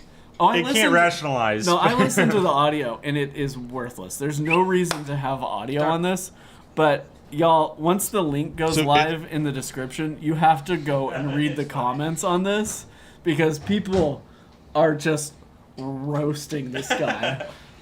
So Like, one of is them it said- on replay or is it? Or I is mean, it I doing? had it looped, but Because I think I've seen this one, and he takes one like he's like, all right, you dip it this way, and he does one at a different angle, and then he takes it and just like dunks the whole thing. You're like, what are you doing? one of the comments was like, "Dip your whole arm in next time." I want to parody it. I want to just like, just keep going. Just drop the bottle in and be like, So ridiculous. That is ridiculous. Yeah, good times. Garrett sent that to me. I think I was like driving my kid to school and I was sitting at a stoplight and I look at the text and I click the link and I'm like, what? it's For pretty one, good. like it's pointless. There's no need to do that. Right. Right? But like for two, how much wax are you guys going through? Not enough, apparently. What cracked me up about the video, like if you watch the whole thing, like the first one he does like straight in like that. And then the second one he comes at an angle and he's all like, ooh, like he's got a white towel on his forearm, just whoa, look, here we go. Then like the next one he's like, all right, then this one we're just gonna like all the way. You're like, what in the world? You really want to get it up to the elbow. Yeah, Yeah. you need a good wax seal because oxygen can't permeate it. Prescott. Yes, it can. Prescott, not Prue's coat. Prescott. Okay, last one from social media. This was actually viewer submitted. You may not know this, but on the Man-Made Me Discord server, we have a Homebrew Guys channel where you can submit stories, and this one came to us, I believe, from Adept Nonsense. This is art made from bottles. So I reached out to this guy and I was like, could you send me one of these? And he's like, it's too hard to ship. And Oh, I was I like, imagine that's hard to ship. and I was like, yeah, that's fair. So, but they're pretty cool. I wanted to put one in my set. It would be super cool to have that in the set. Yeah, I've seen the ones where they flatten the bottles Oh, yeah. and do art that way, but this, I've never seen anything like this. Yeah, this is cool. I really wild. wanted one, but he was like, yeah, I just can't. It'd be too much money to ship. And like the reality is it's probably going to break. Where's it from? I don't actually know. Other half Philly, I think Yeah, is what it that's is. the So guy. Philadelphia, maybe? Maybe. Pennsylvania. Yeah, Philadelphia. So what you're saying is I need to go back to Judge Valhalla and just There you drive go. down there and be like, hey, give me some of these bottles. My sister lives up there. Maybe I can get her to There get a you go. hold of one. That'd be Remind me later. I'll shoot her a text. Yeah, but Those are interesting. It's pretty cool. Are they filled or just empty? No, they're empty. Yeah, It's just okay. it's an art. yeah, because it doesn't have a just a bottle. straight It doesn't art piece. have a All right, like a cool. port to fill. Yeah, so I guess this brewery or winery, whatever, like contracted with them to do art pieces, and now they're on display, and you can actually buy them direct off of Yeah. the. I bet they're all brewery. sold at this point. I bet people they're bought them all. Crazy They're pretty effing cool. expensive too. Oh yeah. Yeah, I wouldn't be worth that much money. Very cool. All right, shall we dive into some homebrew? Oh Nonsense? yeah, I forgot we're gonna do Schooling. this. Okay, well first, these are the folks who support my fine channel here, doing the most. Thank you all for your support, members and patrons. Let's see, where is he at? Where's he at? Texas Longhouse Mead, right there in the middle. He's also part of mine too. Yeah. Right. Hold on. You can't go in front of it. Is right. It's a graphic, bro. Right there under Steven Phillips, right there. Yeah, and he's over here on yours. You can't point at it. Hey, talking about Stephen Phillips, I want to give him a shout out too, because he's been helping me with some of the meadery stuff, because he's actually started his, if I remember correctly, he started his first commercial mead batch. There we go. As Sidetrack Mead. So. That's awesome. And Sidetrack has merch available that I need to buy because I promised to buy 2 hats. So I need to get on that. But yeah, Steve-O's great. Love the guy. He has been a Mead Stampede judge in the past. And he, at the same time as Carlos, is starting his own meadery. And so we wish them both the best. Both phenomenal mead makers. So I'm sure everything's going to go swimmingly. But he's out in California. Okay, so yeah, I need to open this link up. So we're switching gears. We're going into our homeschool segment that Garrett started for us as a way of teaching homebrewing. Are we about to Or get at least Rick topic rolled? By piece. Yeah, we just No, want. no, I like to Rickroll. talk about topics, do deep dives sometimes, and this one popped up. It was interesting. Yeah, so this thread popped up on r/explainlikeim5, which for those of you who aren't familiar is basically a subreddit where you can go in and ask a question and somebody will give you the most basic explanation for your question. So not speaking in jargon, not speaking in acronyms, just like as if you're a 5-year-old asking why the sky is blue. They will give you a really basic explanation for that. So I'm subscribed to it because sometimes I learn a lot from this. But this thread popped up the other day, and the title is, "What is the process for making sugar-free wine?" And as I'm reading down through it, almost every top-level comment was very wrong.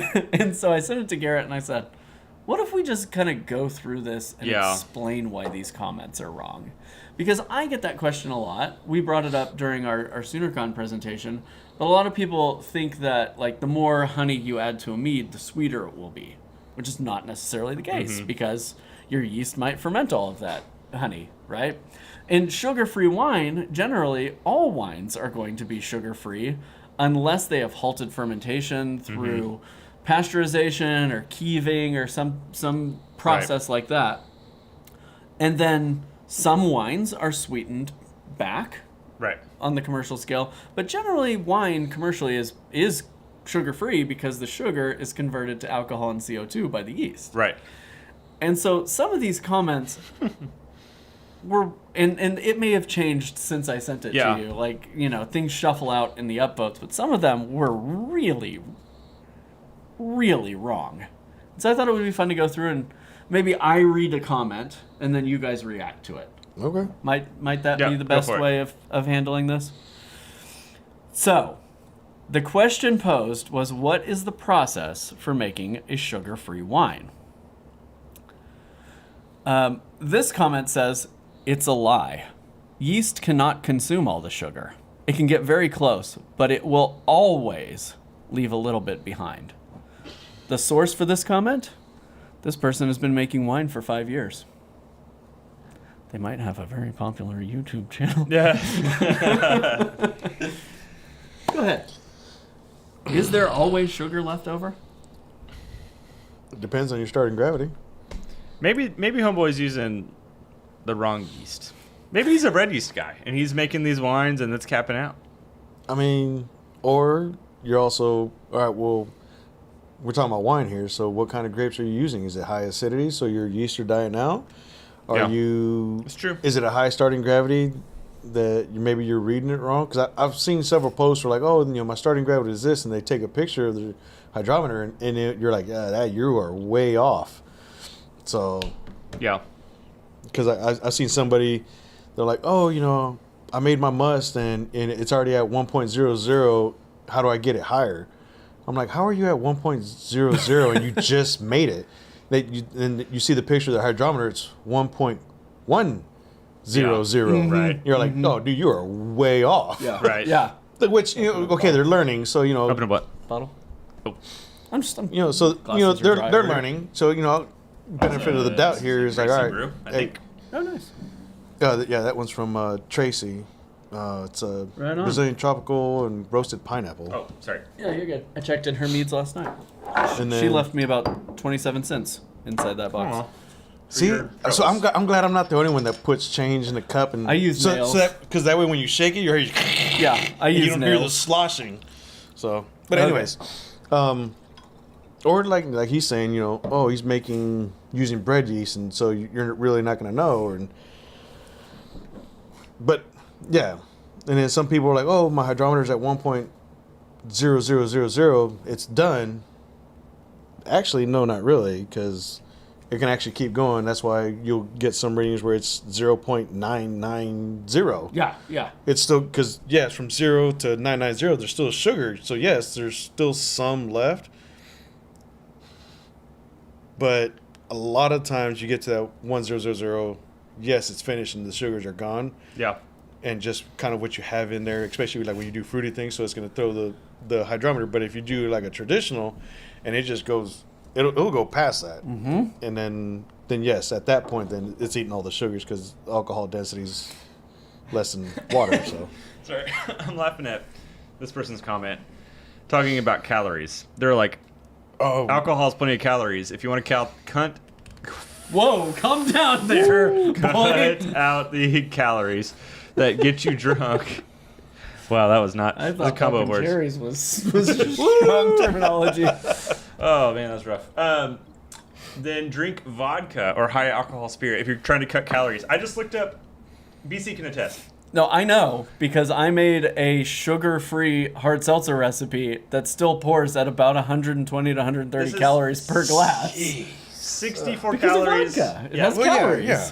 64 calories per 1 fluid ounce, which is going to get you pretty plastered. Let's be fair. That's 1 ounce? well, I mean, not a 1 ounce, but I'm a professional drinker. Yeah. Carlos is like, let's Have go. you Give me met some my vodka 3 right livers? here. Have you seen my cruise account? For real. I think that's funny. People are Yeah. like, just do. Okay, listen to this one. I think you guys are going to love this. Wine happens when yeast converts sugar into alcohol. Sugar-free wine simply uses more yeast and lets it feast for longer than usual so that it gobbles up all of the sugars instead of most of the sugars. This is all you have to do is add more yeast. No. You know, those single-celled eukaryotes that multiply by cloning themselves. That's On really an funny. hourly basis. You can literally take one yeast cell, throw it in something. Mm-hmm. It's going to struggle for a little bit, but give it a week and it's going to have a full enough colony that it's taken off. Yeah. But Okay, here's a good one. A lot of the diet or light wine out there is simply watered down. You could get the same effect by buying regular wine and diluting it with water. no. What? That hurt my head just thinking about it. Oh. Oh, wait, buddy. Oh man, this whole thread is full of amazing gems like this. Yeah, this is rough. That's. I'm not just gonna shows, lie. though- This is one reason why I stay off of Reddit. You just get shows that some people- of the most off the wall responses. I thought Facebook was bad. Yeah, it's true. Reddit, wow. Yeah, there's some really unhinged stuff. People just don't understand fermentation, which is like, it's fair. It's fair not to understand it, but I don't love that people are coming in and just like, you read 2 sentences on it and you're like, now I know. This is how it works. It's like I don't know. That's frustrating that. Yeah, and like Because someone's reading that and going, oh, that's how that works. No, Right, especially right. on this subreddit. They're trying to understand, and next thing you know, somebody's like, oh, you're telling me. I've been brewing for 5 years. Well, your 5 years have been wrong, buddy. I'm sorry to tell you Right. that. Yeah. Who are you following? I'll leave it at that.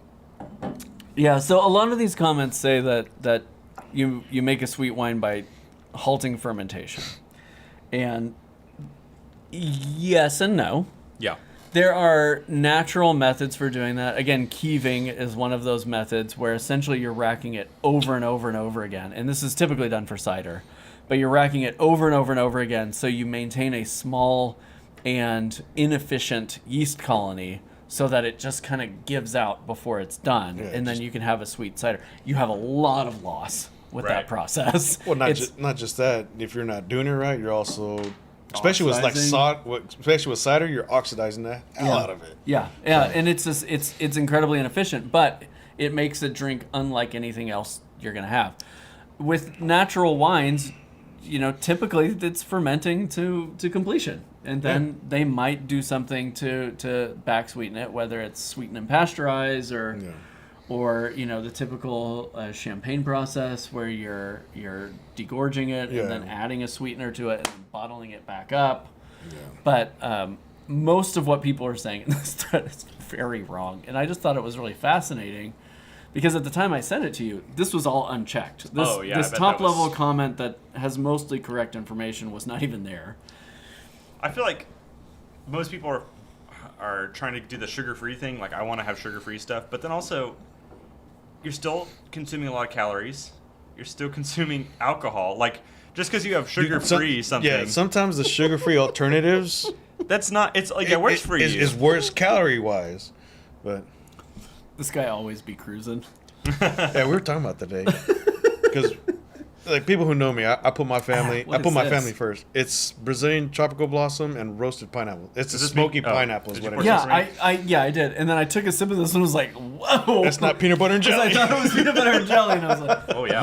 That's intense. It's not bad, but it's a smoky pineapple. It surprised me. Yeah. Smoky pineapple. We were talking about your smoked smoked cider. Smoked cider, because we were talking about cold smoke and honey and trying to do it that way, and I was having to explain to him. You see smoked honey every day. You can't put it over this. You got to put this whole little contraption over here. Oh yeah, you got to get it. Have a hose far away. He's like, what?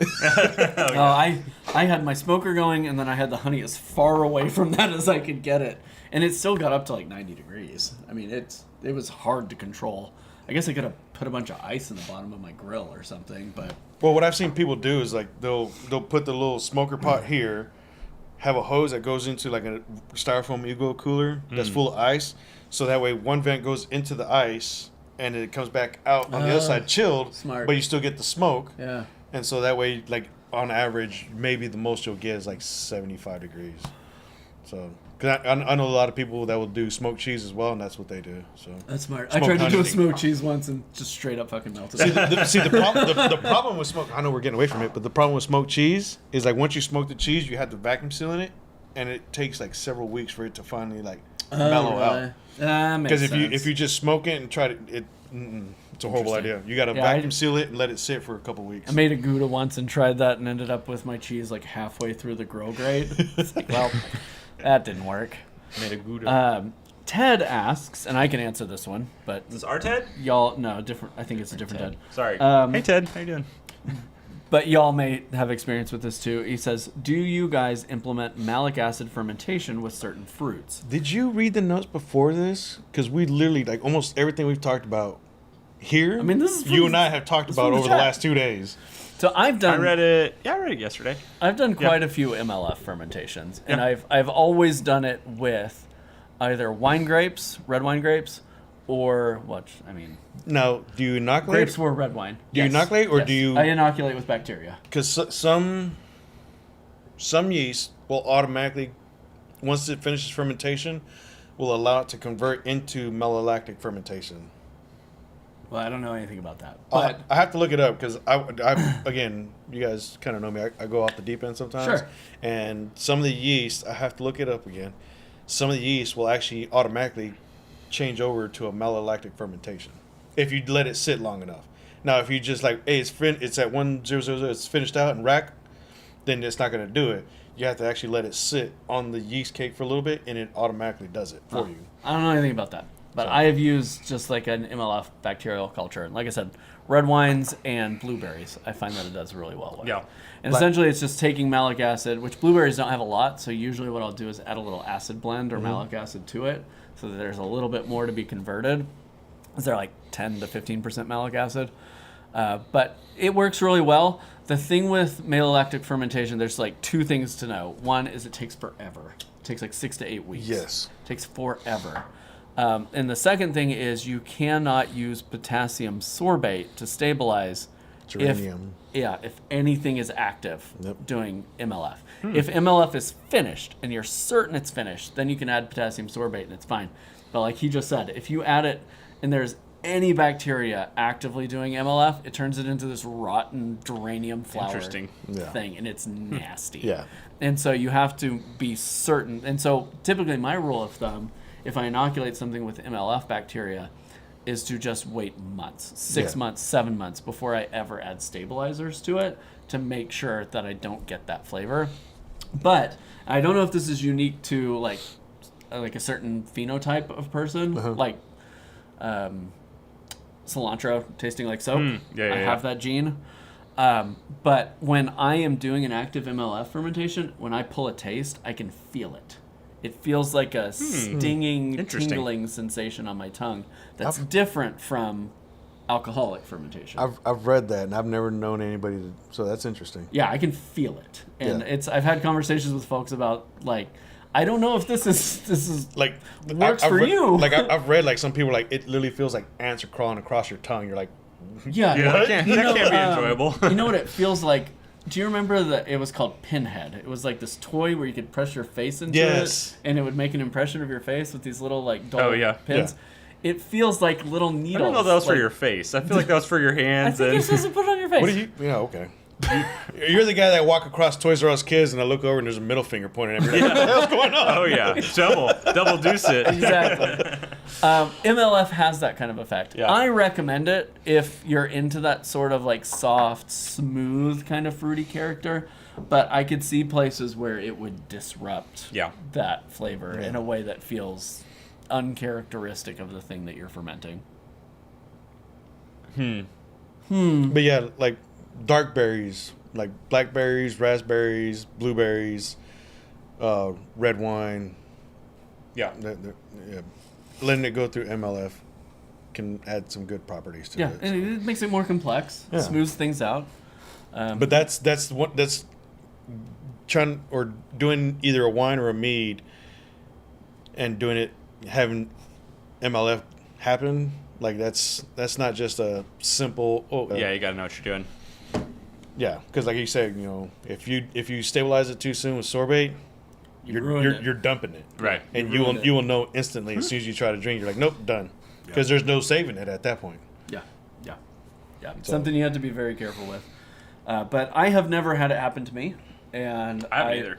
I've pitched it a few times, and I like what it does to blueberries. Yeah. I feel like, especially if you add a little bit of malic acid to your must, so you get a little bit more of that lactic acid production, it really like ties everything together. Yeah. It's like wrapping it in a blanket and pulling it in. Yeah. The easiest way I can describe, like once MLF is done, it's velvet on the top. Yeah. So It's like a good red wine. There's like, if you got a quality one that. Yeah. It's good stuff. Is there anything else to discuss tonight? Do we have anything left to taste? This is the other Tracy one. I don't know if this is traditional. I don't know that this is for me. Oh, you know what? We have Steve-O's Metafoam. Oh yeah, where is that? It's in the fridge. I forgot about that. Is it trad? Yeah, it's a Metafoam trad, carbonated 10%. I forgot we put that in there. Holy smokes! I'm very excited. Steven. Metafoam traditional carbonated at 10% ABV. As long as I remember what he told me, yes. And I'm sure he'll correct us if Is we're he wrong here? about that.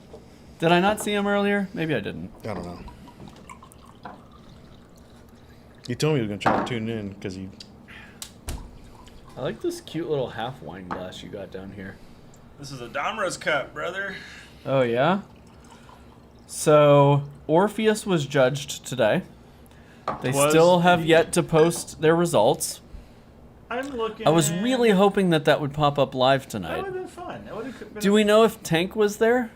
I think she went last year. I thought... She could give us the It's on Reggie Beer, which is arguably the worst. inside software. scuttlebutt. I thought I saw her in here. They've only got 2023. Let's see. Ted says, thanks. I usually wait 6 months before bottling. I think sorbet edition would be after 8 to 12 weeks doing a heavy blueberry with MLF.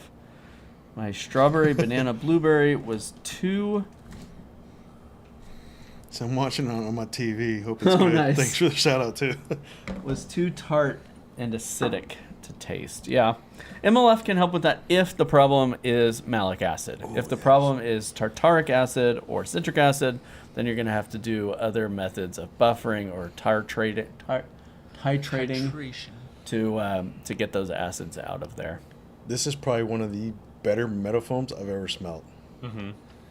And I'm not saying that because me and Steven are friends. Like, legitimately, this is It definitely smells like metafoam honey. It's like one of the better metafoams I've had. If you're not familiar with meadowfoam honey, it comes from a little flower that grows kind of like in bogs and swampy areas called the meadowfoam flower, and it tastes like marshmallows. It's very weird. It is super weird. I wish I had sticks of that for our like thing we did, because that'd have been. It's such a weird thing to be like, wait, this tastes like marshmallow. I can't remember if I had any interesting ones. So take that meat earlier where we're talking about campfire and add this to it, the marshmallow aspect with chocolate. Man, that really takes you on a s'mores journey. Yeah. Interesting. So it starts out marshmallowy, and then it like jumps into tart, and then it comes back up into marshmallow, and you get that like zing of the carbonation at the end. That you feel like you're like kind of being pulled around. It's like it's you know what this reminds me of? When you take marshmallows and melt them down with butter to make Rice Krispies. Yeah. That's what it tastes like. Oh yeah. It's interesting. It hasn't retained as much of the marshmallow as I want it to. But it's buttery. But it's it's transformed into something else. That's really interesting. That's good. So he did all meadowfoam? Yeah, it's a meadowfoam traditional. Well, you know, some people will do Back wildflower sweeten. and then back Yeah, sweeten no, with this meadowfoam. is all meadowfoam. Interesting. I've got like 3 pounds of meadowfoam sitting over there. I got to use at some point. It's just so I need to find a deal on it. strong.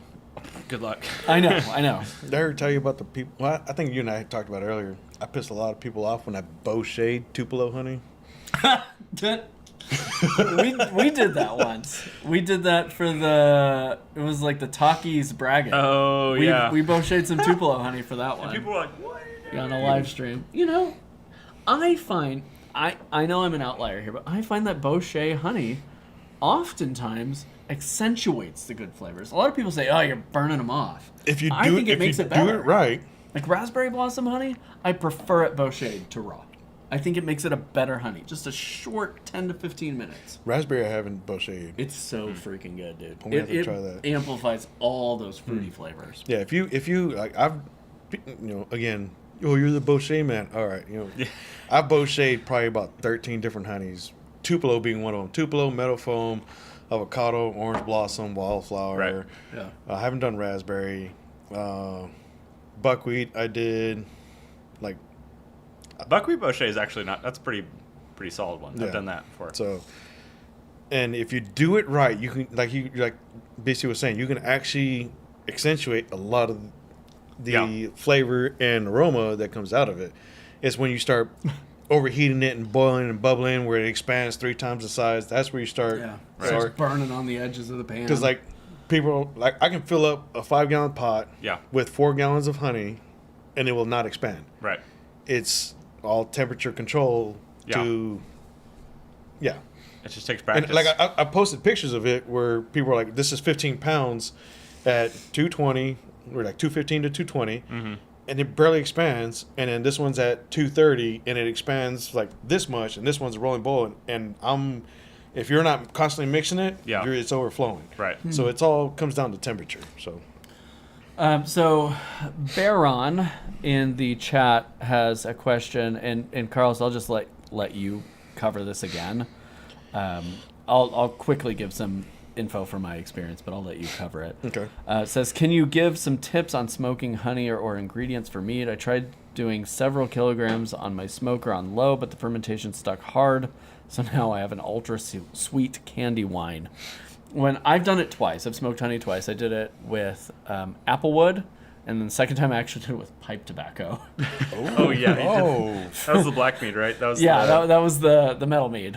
Middle mead, yes. And what I did was I made sure the honey was cold, and then I put the whatever was to be smoked in a smoker attachment on the side of my grill. So here's your smoker attachment, here's your grill, here's the honey as far away.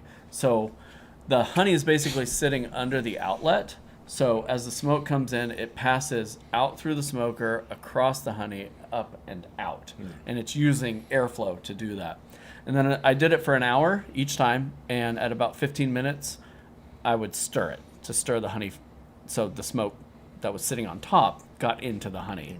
That's all I did, and like I said, both times 90 degrees about was the top end of where my honey was getting. So I wouldn't consider it overheated by any means. That's probably about what they heat it to with like a warming. Yeah, with the warming blanket, it's usually about 90. So I thought it worked really well, and I didn't get stuck fermentations on either of those. But I'll let you jump into best practices for smokers. Like if you just want the smoke and you're not actually trying to heat it or anything like that, the best thing to do, like they make little Weber grills that are like this big, like single 2-person little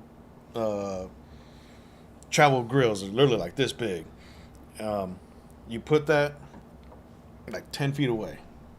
You know, you can put it like 5 feet away, whatever. The further off you put it, the cooler the smoke can get. You'll still get the smoke that comes through, but it'll be cooler. So, you know, the closer it is, the warmer you're gonna get.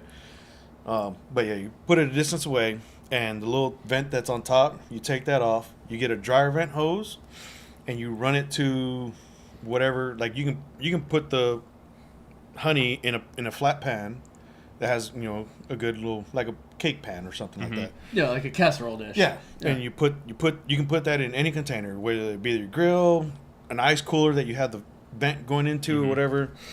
But you want to have distance between it. That's what you're going to get your cool smoke to come in from, because you don't want to heat it, because once you start heating it, you start doing the whole Botched thing, and like, yes, you can get it to 90 degrees. It's not going to Botched. It's just going to liquefy more. Right. But if to get a good true cold smoke, put it like 10 feet away, dryer vent hose, go into the grill, and if you really want to cool it, go into a cooler, like a styrofoam cooler. You drill a hole, put one vent in, drill another hole, another vent out, so that way the smoke cools, goes to the smoker, and you can literally aim that vent straight down on top of the honey, because it's going to be cool. And then, like you're saying, like every like 10, 15 minutes, stir it up. Yeah. Because whatever, like if you get any ash, whatever, by the time it gets all the way through that hose, it's going to settle somewhere. Right. And so you won't get ash. So you can sit there, literally put your smoke hose straight over the honey and sit there and mix it, and then do it that way. But I just imagine Carlos continuing on. You're going to go through a cooler, and then you're going to go through your laundry room. You're going to go. Then you got to come out. Then you got to come out of man-made meat dryer. What you do is you put the honey in the dryer and just have it coming up the exhaust. You want to steep your Tide Pods in the honey. Make sure you have a screen so the lint doesn't get back in. People are furiously taking notes. Tumble that around for about a year in your dryer, and you'll be properly aged. Hey, you've done that before. That's good. I did do that. It's one of the stupidest things I've ever done.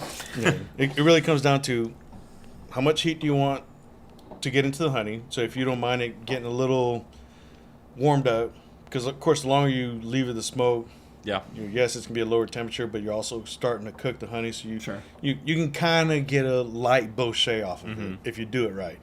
Other than that, just cold smoke it and you're good to go. So y'all heard it here first. That's how you do it. From Botched man himself. Oh, jeez. Smoking honey is the next big thing. Smoked Botched. It's the next big thing. That's cattle battle next year. You know, you might be. It's tough to pull off, I'll say. It requires a lot of infrastructure and planning and patience. Because cold smoking, like it's an all-day event. But it can turn into a really excellent mead. Because what really got me kicked on it was you gave me that smoke sizer, and I was like, I want to do this. So. It turned out so much better than it had any right to be because of how haphazard that brew was. It was like, okay, what are all the Apple things that I can buy? But I was really proud of how that turned out, and you know, folks like you and Rob saying it's one of the best meads they've ever tried, like, validates that for me. So okay, Dogstick Fetch says, BC, love your shirt and hat. Garrett, haircut looks really sharp. And Carlos, you look like a heroic hard body on camera. Hard eyes, hard eyes, hard eyes. I'm a big, fluffy, squeezy teddy bear until I get mad. So Carlos rolled up in his 6-door truck, and I forgot that thing's like 700 feet long. He's like driving a boat, 25 feet 4 inches. That's nuts. I asked him what his gas mileage is for that thing. You want to take a stab? 4? 18. 18 miles a 18? That's great. I will go show you. That is 18 miles a gallon. Is surprising.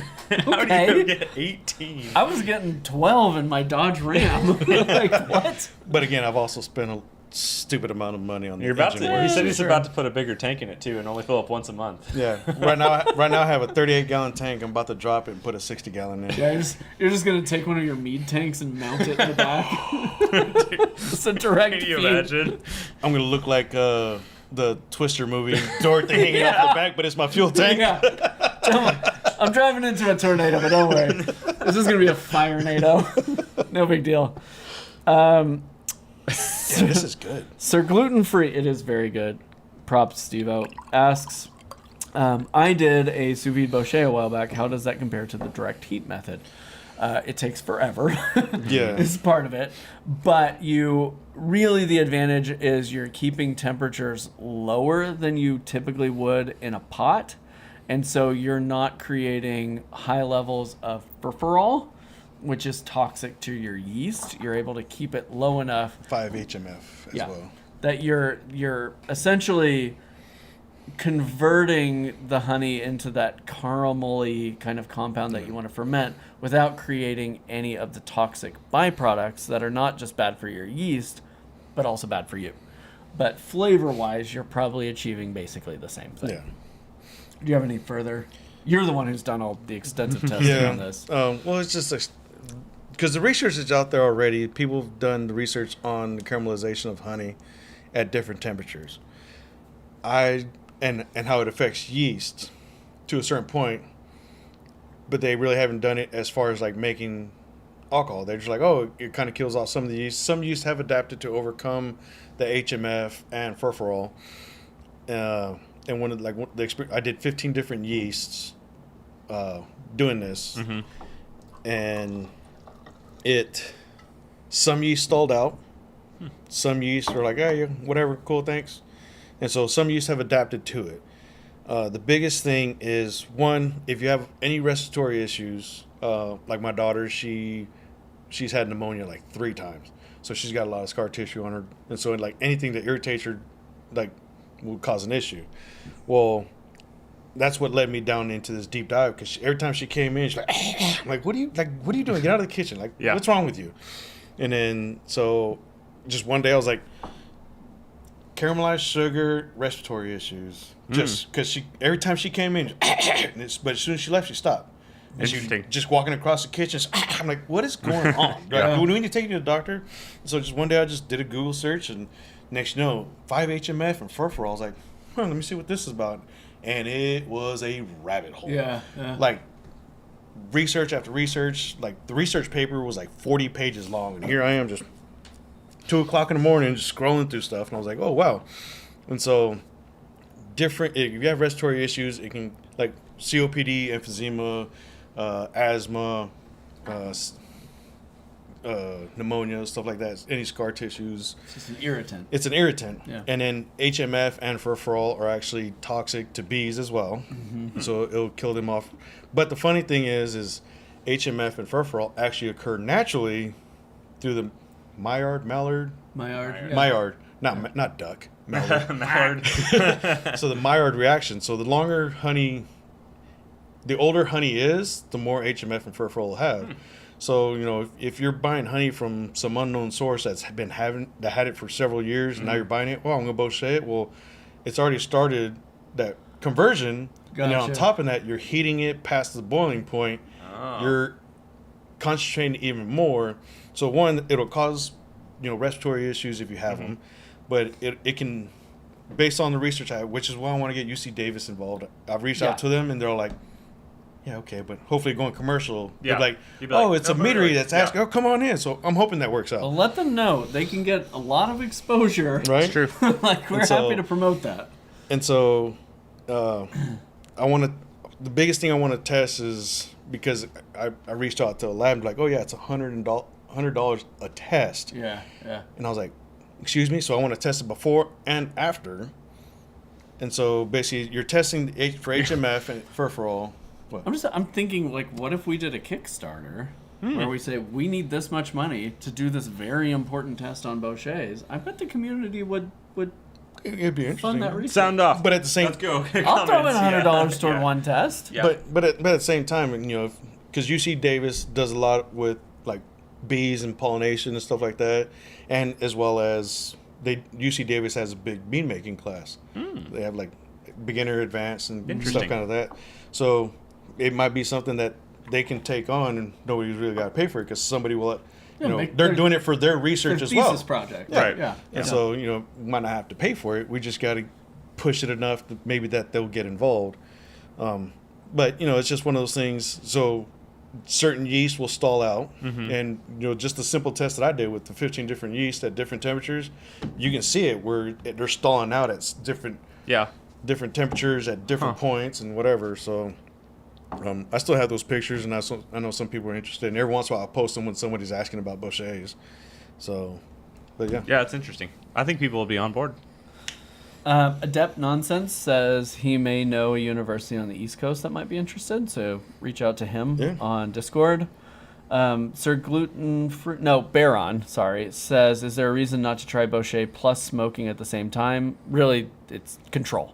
You want to be able to control how much you Botchet. You want to be able to control. Yeah, you got how two much smoke flavors. very involved processes going on at once. So don't. If anything, do start with the smoke, I would say, because once you Botchet, if you let it cool, depending on what part you let it Botchet to, it'll actually get hard on you. So if That's what she said.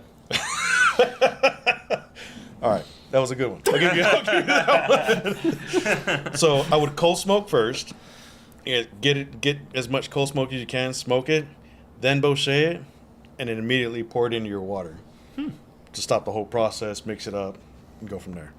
All right, so next question from Ted is, what temp do you uncrystallize honey in a water bath? Have you ever temped that? I've never tempted, no. I've had to do it in like my 5-gallon buckets because it'll crystallize. And I just put it in hot water and just let it go until it starts melting. So once it starts liquefying, I'll take it out and mix it. So that way the liquefied honey will start warming the crystallized honey. And then at that point I need what I need and I'll just pour it out. Yeah. Like I'll warm the water up to like 80 degrees and then whatever crystallized honey's left in the 80-degree water will dissolve anyways. And so you just go that way. I don't ever think about it. No, I just hot water. Yeah, I fill my sink with hot water. My water comes out of my water heater at 140, and then I'll just stick the bucket in there, which immediately drops the temperature of the water. So who knows? Probably 100, 110. I don't worry about that. I think there's a lot of hand-wringing about honey volatile compounds somehow leaving into the atmosphere during heating or Botcheting or using the wrong yeast, and I think there's a lot of hyping over that's not necessarily accurate to my lived experience. Because the funny thing is back in the day, like everybody, I got to pasteurize my honey until they learned. Right. You really don't have to do that. It's The already flip is really interesting. It's people are like, don't eat your honey at all. It's like Anna's dad, when I first started talking to him, because he was a homebrewer in the 80s and 90s. Yeah. It's you put your honey in their water, you boil it, you scoop off all the crap that comes to the top, and then you make your mead. Yeah. Like, that's how they did it. And no one was complaining about losing honey aromatics back then. Right. I saw my last little topic. Somebody had put on a Facebook post, they said, my buddy and I brewed mead in the 1990s or 1990, whatever. We forgot about a 5-gallon carboy, and he found it in his in his basement. He's like, what do I do? Was there still anything in the airlock? Well, I don't know. I didn't get to. that's my That's first all I question. read, and then I read some other comments. People were like, "Well, tell us more. Like, is there anything in the airlock? How does it sealed? look? Does Or, it look like it's brown? Is there bugs in it?" And I didn't see any other comments. But it's like, how do you forget about a carboy? For 40 years? 30 years? 33, 34 years. Granted, I've never done it 34 years, but I forgot about a carboy for 9 months. This was when I had like 60 gallons worth of mead going at one time, and it's just a little 3 gallons sitting off in the corner. Next, I'm like, because it was off in the corner, which I had cabinets, so it was underneath the cabinet, and all the other carboys were in front of it. Next, I start, all right, I need a bottle of this, need a bottle of this, need a bottle of this. I'm like, what's this? And I'm like, then finally read the sticker that I put on it, or the blue tape, and I'm like, oh, this is 9 months old.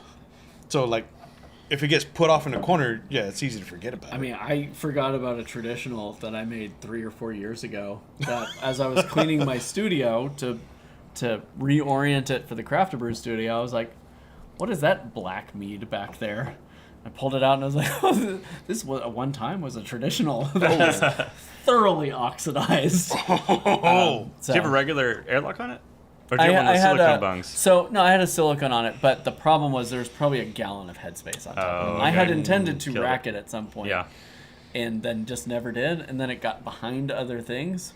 So it started out as a beautiful, like, amber to golden mead, and it was so black that like the carboy itself was stained brown on the inside. I had to put PBW and baking soda in it to get You get that little brush around and go. to get the brown off of the Yeah. inside, because the first couple soakings did nothing. Yeah. And so it went through my still, and the rest is for history. your essential oils. Yeah, I was, Yeah. making some perfumes and insect repellents. Oh man. All right, boys, we have been broadcasting for 2 hours, so I think it's time for us to say goodnight. Oh. Huge shout out to Carlos for coming up this weekend and hanging out. He's going to be on a bunch of videos at some point in the future. Yeah, we Yeah, did palate man. expanders tonight. We did a palate expanders. I might have stumped them both. It's true. Yeah. You got us. Then there's a pretty good episode. So there's a bunch of palate expanders. There's a bunch of tastings coming out with Carlos and Jake, who's in the chat as well, and Larry, who I think might have been in the chat. Yeah, he was there. So we've got a bunch of stuff. I don't know when those will come out, but they'll be out eventually. But yeah, Carlos and I have been hanging this weekend. It's been fun. If you can't get to Texas to see his place, at least get online and support him as best you can. He's still got a Kickstarter running, and that is like the easiest way to do it. You could do that. Yeah, let's put them over 7,000. Yeah, before the 4th of July, and that's when it shuts down. So go ahead. July 4th, 12:34 p.m. There you go. Merca, go to Texas Longhouse Mead or Meadery on Instagram. Texas Longhouse Mead. Texas Longhouse Mead on Instagram. Check their And links Facebook. and go through on Kickstarter and give them your support. If it's $10, if it's $5,000, whatever you can give. Hey, I'm not gonna lie. I've had probably like 6 or 7 people that are like, "Hey, here's $1." I thought you were gonna say, here's $5,000. No, it's not even that. Only. I've even Yeah. told people like, "Hey, this is all I can do." Yeah, Even if all you do is just share it, it's true. thank you so much. That's true. Just Get it out getting the there. word out there. I appreciate you so much just for even the share. It's a free. I appreciate it. One, it helps me get more attention. Yeah. But and then other people that like your friends, family, they might not know and they're like, "Oh, this sounds pretty cool." But it's also, how many times are you gonna have somebody that's like, "I'm gonna put your name on the bar"? Yeah, yeah. So Not I think many. it's awesome. That's the answer. Not many times. I think it's awesome. in your life. Yeah, go check out. I got to go Texas see Longhouse it. Mead. You did. It was fun. I'm gonna Like, get to see it at some point. We're gonna do our. We've had a 3-part. We're going to have a 3-part series of podcast where we started with his original planning of the meadery. Then we did one before we even broke ground. right before even. It was just all ideas at that point. Then you'd broken ground. You'd got the building going, and the last one will be in-house. In-house in the meadery, where I'm pouring you some Texas Longhouse mead. That's gonna be a great Can day. I come with you? No. You already been there. No, Yeah, I'm you can only go once. exclusive. It's a one-time visit sort of deal. Oh. You put my picture on the wall. Yeah, Red not- circle. Look, you're already going on the slushy machine, okay? Yeah. I want to wheeze the juice like Encino Man. Ah. But yeah, again, even just sharing it is more than enough support. If that's all you can do, and I appreciate it. So Thanks for coming to Oklahoma. Thank you. We're gonna miss you at Mead Stampede. Unfortunately, Yeah, We're gonna miss him you at won't Mead be with Stampede. us. He won't be able to go to Angles with us and be our wallflower / security guard. Savior, yeah. I swear. Already came through and really saved the day last We're year. bumping and grinding on the dance floor. Yeah, I had everyone started running out, and they're like, "Hey, where's Melissa?" I ran back in. I threw somebody my keys. I was like, "Take my keys. I'll go get her." We were hanging out at this bar. It's called Angles. You can Google it to find out exactly what we were up to. This was post Mead Stampede last year. And Carlos was just like posted up next to the door, just like we were having a good time, and he was just keeping an eye on all of us. I was having a good time. It's just It's a lot. to kind of give people a little backstory, because I felt bad afterwards and I had to explain myself. Well, I didn't have to, but I felt like I needed to. No reason to feel bad. Between the several lines of work that I've had, I have some PTSD. Sure. And I got overstimulated, so I was like, all right. So I was by the door, and everybody. That place is a lot. It is a lot. There was a lot, But between the lights. Like and even the smoke show even and- random people And like the skin. like they're like, "Are you security?" I was like, "No." They're like, "I'd be scared to mess with you." Yeah. I'm like, "Oh, cool, thanks." Yeah. So, Get outta here. But yeah, stuff started happening, and people started running out, and I made sure our Mead Stampede judges got out of there safe, because I threw some of my keys, and I was like, What happened was we were all on the dance floor. We were having a good time. It was like 1 a.m. And we all went up because we were going to get drinks in the main part. It's like a nightclub. It's like a dance club nightclub. And suddenly these guys on the dance floor just start throwing hands. And I have been in those positions, not throwing hands, but like I've been near a fight on the dance floor when I was much younger. And so 38-year-old me was like, we got to get the F out of here. Like this could devolve into a very bad time. So I grabbed everyone, Mandy and Conrad and everybody. Mead Stampede judges. I was like, we got to go outside. And we went outside, and Carlos, the savior, went like a firefighter back into the building. So we got out of there, and it was probably time for us to go anyway. We were all old, and it was 1 a.m.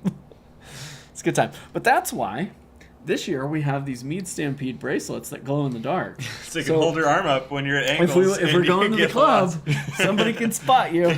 And everyone who comes to our jamboree will get one of these if you're over the age of 21. And we got so many of them that every award winner will get one of these in your award packet this year. They glow in the dark. They're green. I gave you stickers too, right? Yeah. Because I got some more in the truck if you need them. So I don't know if you gave me any, but I'll take a look. oh, I'll let you know. But yeah, there's all of the. You might have. I just have a pile of Mead Stampede stuff in my closet. But yeah, he'll have stickers. Craft to Brew's got some percentage off coupons. There's all kinds of fun stuff in the award recipient packages, and so we're thankful for our sponsors. For come out to playing along Mead with that. Stampede. Try some honey. Share some mead. Shelly says, "Is that why we left? I had no idea." Yeah, there was a fist fight on the dance floor, and I got y'all out of there. So Yeah, come to Mead Stampede. welcome. Try some honey. Try some Polish meads. Try some hopped meads. Try some hop meads. Bunch of 40 honeys. different hop meads. Oh yeah. It's going to be a good time. It's a jamboree on July 19th. We're going to be judging Mead Stampede on the 18th.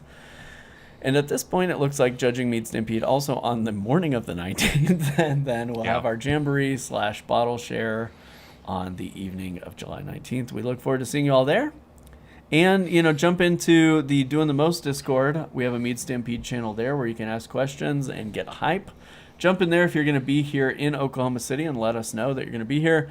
And if you visit meadstampede.org/jamboree, which is also linked in our menu. So if you go to meadstampede.org and click on the jamboree thing, there's all the information about hotels we recommend and how far away they are from the actual event venue, which is White Buffalo Event Center on May Avenue. So that way you can pick a hotel that's kind of close. We don't have an official hotel this year because Stuff. Long story. they were really not being helpful in our deliberations and negotiations, so we decided to opt for a different arrangement this year. But we have a list of hotels we recommend on our website, that several of which are within walking distance from the event venue where we'll have the jamboree. So it's going to be a good time. We hope to see you all there. I can't wait to hang out with you. Don't forget to check out the sponsors. Only because I'm going commercial, so What, Sidetrack these Mead. sponsors right here? Oh yeah, those These sponsors. sponsors right here? Sidetrack Mead, Fox and Raven Meadery, Meridian Hive, Flying Bee Ranch as well. Mad And Crafter Equipment Brew. Company. Thank you, Crafter Brew. And then Mad Equipment as well. They've been a sponsor several years. And Yeah. they They're came back this presenting year. last year. Yep. I felt bad because I won't say I kicked them out, but No, I wanted to be a mead competition by a mead sponsor. I had a conversation with him and say, hey, this guy, Carlos, he's launching his Listen, meadery. he said he'll beat you up, man. He's got this. So like I've seen him work out. You don't want none of that. He finishes like 500 at he's least. launching his meadery. He wants top billing to promote as he's launching, and they were totally cool with that. They still came in at that lower level and helped us out. Shout out to everybody that's sponsored, even the people who sponsored individual categories. So shout out to them as well. So thank you guys. No, we appreciate it. I was telling Carlos before we got started here that the sponsorships this year have been so helpful and generous that they have set us up on a really good path of sustainability for next year. Like, we're getting to the point where we actually finish the competition and have a little bit of money in the bank so that we can pay next year's bills before we start fundraising, and that has been really nice. This is very expensive to pull off. Mead Stampede, for one, we're renting a venue. We're providing food. We're flying in our organizers. We are putting our organizers up in a hotel or an Airbnb. We're buying all of the awards. We're shipping all of the awards.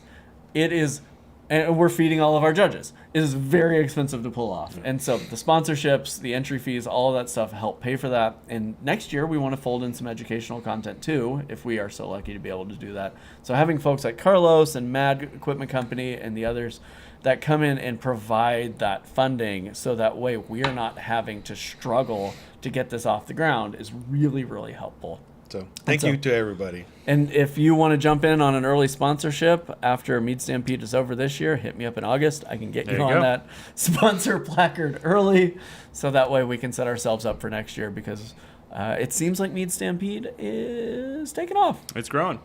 We have BJCP certified and one of the highest entries besides Mazer. We are like 100 entries over last year. Yeah, it's pretty Which crazy. is insane to me, because I thought we had plateaued last year, and then suddenly this year, right back up. So thank you all. Thank you for your support. Thank you to these folks for supporting my channel. Thank you for these folks for supporting Garrett's channel. And again, thank you for these folks for supporting Mead Stampede. You're all amazing. You're all incredible. I love you so much. Check out my cool pink hat. Good night, America. Drink with honor. Until next time, happy brewing. And cheers. Doing the most. Homemade brews and trumpet shoes? That's the lyrics, right? Big creation, fermentation, and inebriation. Doing the most.